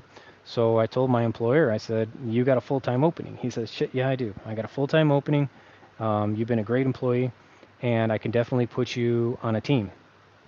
And so I went into the Ford team, and within a few months of being on Ford, I think it was maybe about 8, I got into a really bad car accident. I had somebody who made an illegal left-hand turn at the crest of a hill. Made a left-hand turn across 4 lanes, and they stopped. They were like blocking 2 lanes, and it was my lanes. And I came over the top of the hill, 40 miles an hour in a Miata with a roll cage and deactivated airbags. I took out the entire rear end of that Caravan. Just snapped it in two. I was fine for what I thought, but no airbag deployment on my behalf because I was driving a track car that had deactivated airbags. I had a roll cage for strength. I had a 6-point harness on. Well, at the time, 4-point because the crotch strap wasn't engaged because it's uncomfortable for daily driving, but still, I felt like I hit a brick wall. But being a young kid at the time, I kind of toughed it out with a little bit of Tylenol and a couple of Bud Lights. A day later, I was stuck in the fetal position, and I was like, I got to go to the emergency room. I was definitely experiencing some pain. The adrenaline had worn off. So I get to the hospital. I spend the day in the hospital. They're doing X-rays and MRIs, and then they're like, okay, you have 3 bulging discs. You have a couple of herniated discs. You got a fucked up neck. You got a cracked vertebrae. Like my back took all the impact. Okay, and that was because I was in a home-built track car where I had took out the comfy seat for daily driving that would have absorbed a lot of the shock issue. And I didn't know at the time, but did you know that car seats in the back are designed to brake on impact? So it cradles your back if you go into a head-on collision, okay? You go into a head-on collision, that seat is designed to brake and stick to your back and hold you in a position so you cannot whip back and get an injury. Racing bucket seats don't have that, especially cheap ones off Amazon. I bought all my stuff for my Miata off Amazon. I crushed it. And it crushed me. All that impact went into my spine and my neck. And I immediately had to go back to the quick lube team because those Ford tires, I couldn't lift any Ford tires.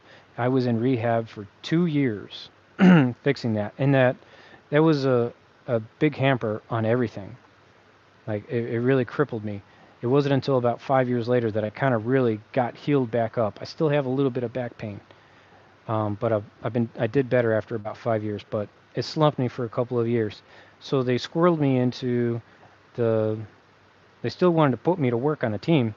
So I said, well, Subaru over there, they got small car tires. I can work on that. They got smaller cars. I says, I can't do F1 shitties. I can't do these Navigator tires.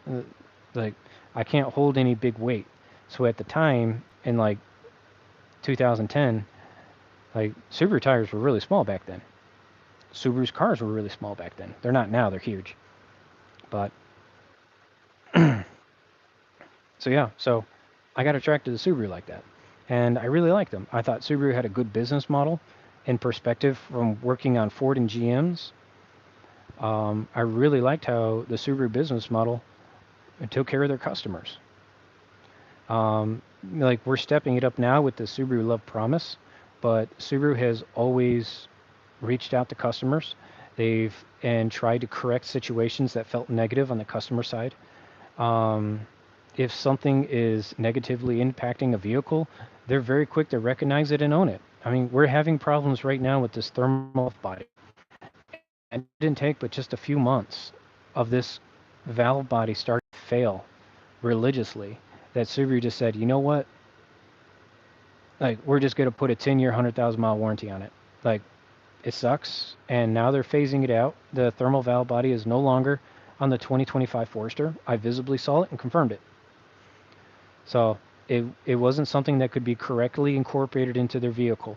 I'm not saying that the thermal valve body was a failure from the start, but I think it was a lessons learned that they needed to take it back to the drawing board and actually find out what was causing the problem. Was it a production engineering problem? Was it an implementation problem? Was it a region problem? You really don't find out how your product works well until you make about 100,000 of it, okay? So that was a bad learning moment for them, but they owned it. A lot of people are having, I'm not going to say a lot of people, a small percentage of people are having negative experiences with their CVT transmissions, especially when we first introduced them. We owned it, okay? The CVT transmission was first introduced in what, like 2011? Only on the Outback, and then it slowly phased into the other vehicles. They're working hand over fist trying to make it a perfect transmission. It's not going away, but to the early people who invested into that platform, who stayed with the company and said, I'll try a CVT and see what it does, and they had problems, the company owned it. They stood up to it, and now that those transmissions, instead of getting a 5-year warranty on them, now they have a 10-year, 100,000-mile warranty on them. Okay? Parts, service, and labor. So I think our CVTs have come a long way, and they're holding up very, very well. And I try to do everything I can to teach you about them and their preventative maintenances, because if you want to have a 250,000-mile Subaru, I know that the product is advertised as lifetime fluid, but it's lifetime for the product. When the fluid eventually does break down, it takes the product with it, and that product is $8,000 parts and labor. So if that means at 60,000 miles, you changing out the fluid in it, and then doing it again and again and again, you can get a lot more life out of the product. And the price of a CVT transmission, as I said, parts, service, and labor installed, $8,000 versus what, a $400 transmission service? If you plan on keeping your car 200,000 miles, you might want to budget for doing those 60,000 mile intervals. Okay, so that way that you don't have to buy an $8,000 engine, or have that price point force you into buying a new vehicle, because there's no better feeling than outright owning a vehicle and not making payments. Okay? That's a really good feeling to have. So I always advise my customers. I said, when you reach a point in your vehicle's life, which is usually about 80,000 miles to 100,000 miles, you need to start budgeting for fixing it, for start doing some heavy repairs, struts, okay, suspension components. And you need to start early on by doing the correct oil change intervals, by doing a transmission service, even before your warranty's up. If you plan on keeping your car 100,000 miles, the best thing you can do it right before powertrain is up is to get a transmission fluid change. I really do highly encourage it. And I have a lot of good customers in my shop. They're running a 2012 Subaru Outback original CVT. The only thing that went out on it was a valve body, but they have been religiously changing that fluid every 60,000 miles. Oh, and they're still on original head gaskets too. Why? Because they understood the point of preventative maintenance.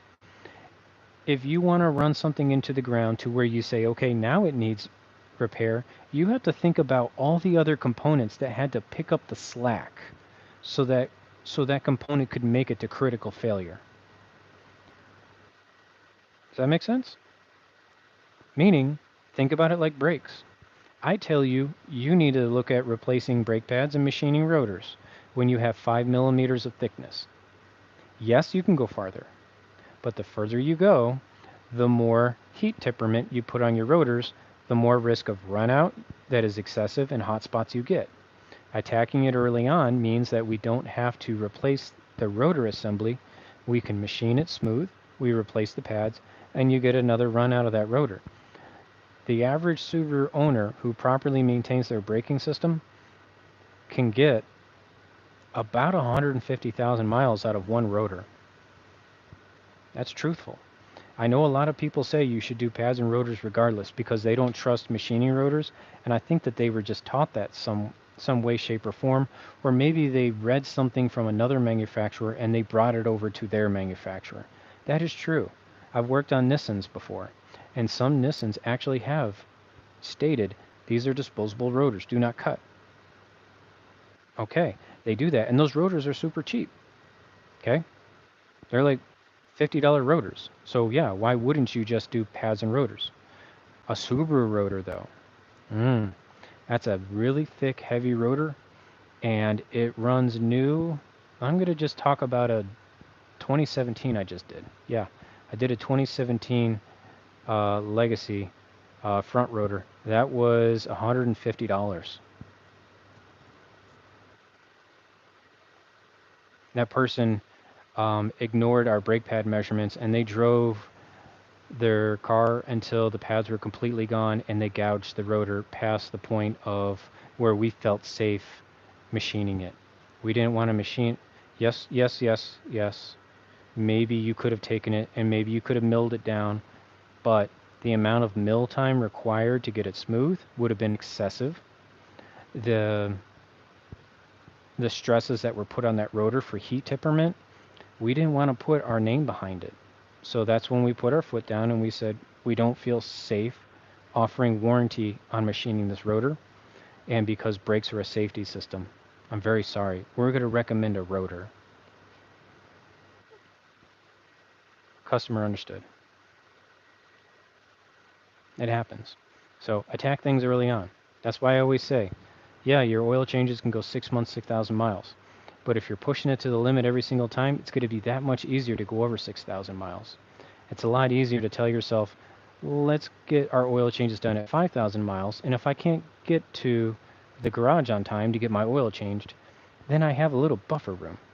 And I would rather buy one extra oil change every year than risk buying a new engine because for those small intervals, I ran oil all the way into the ground. That's how I feel about it. I would rather change my oil while it still has a little bit of detergents left in it, a little good viscosity left in it, before it's completely wiped out. And if you want to learn more about oil, I recommend going to a website called Blackstone Labs. I don't make any commission from them, but Blackstone Labs is fantastic for engine oil analysis. For free, they will send you a vial and give you instructions on to take an oil sample and send it in. They have different levels of sampling the oil. But overall, it averages at about $25. And especially if you are a engine enthusiast and you are doing some enthusiastic driving on your vehicle, I would recommend doing that. Take a sample of your oil after race day and then send it into them for analysis, and they can tell you all the impurities that were introduced into the engine through blow-by. They can identify any kind of metal that might be in there, and if you know where what specific metals are at in your engine, because you got aluminum heads and you have a certain metallurgy for your cams and you have a certain metallurgy for your bearings, that can help identify early wear on those components. And you can do repairs as necessary before you have catastrophic failure. And by the way, if you're doing race day and then you're still driving on the same oil, I'm going to say you're wrong. I would highly encourage you to change your oil after every race day. I really do. That oil goes through a lot of stress, even if it's just one circuit. I highly encourage it. I watched a lot of rod bearings spin because people would come in, they would do 3 laps, do an autocross, and then they park their car and they go right to work the next day, and it's got rod knock by the end of the week.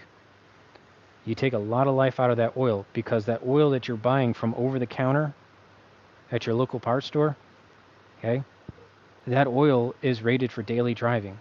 Maybe a little bit, get up on the road, have a little fun, get some top end, and then slow down and get stuck in rush hour traffic. That kind of oil. When you're doing high RPM gains, time attacks, you need to take that seriously and budget for it. And that's why I got out of that hobby. It got expensive. You're going to race day every other Saturday. I was like, man, my tire bill's going up, my oil change bill's going up, and I'm doing it all for the safety of my vehicle. So, I had to invest in a separate set of tires, and I would take those tires to the track and I would install them at the track. I did oil changes right after race day, And by the way, also with race day, I see this as another rookie mistake. As soon as you're done, do not shut your car off. You need to let that shit idle. You need to let everything naturally cool. We were very fortunate that the they had a section of the parking lot designated specifically as a cool down area. So it was just a little circle loop, and had a maximum speed limit of like 10 miles an hour, but you were allowed to just kind of drive your car around in a little loop for a few laps to let everything naturally cool off. But I would still let my car sit and idle, and I had a big ass fan just blowing air right across the radiator, trying to cool everything down. Because the worst thing you can do is ride it hard and put it away like that. The thermodynamics is a fucking bitch. You'll pay for a lot of engine damage that way. But goddamn, folks, it's 6 o'clock. A woman's gonna be mad. I'm starving. You guys kept me here with these comments. You've been such a good troop. I really do gotta make a sign off because I can tell I've already lost my voice if you can't hear it. You guys stuck it out so well. I can't believe that this worked out. I'm gonna go live again tonight on my home computer. It starts up at 8 o'clock Central Standard Time. Okay. During those times, I do like to talk about shop talk. I like to talk about advisor talk, mechanic talk. If you want to come on the show up and get in the chat and say, hey, I want to get on the show. I'll send you a link, okay? You and I, we can talk about your car. We can talk about your hobbies. I really do like using the show to interact with you because, I can't catch all your comments in the chat. So have fun, stay safe, smile for somebody today, okay? I'm smiling for you. Now you go smile for somebody else.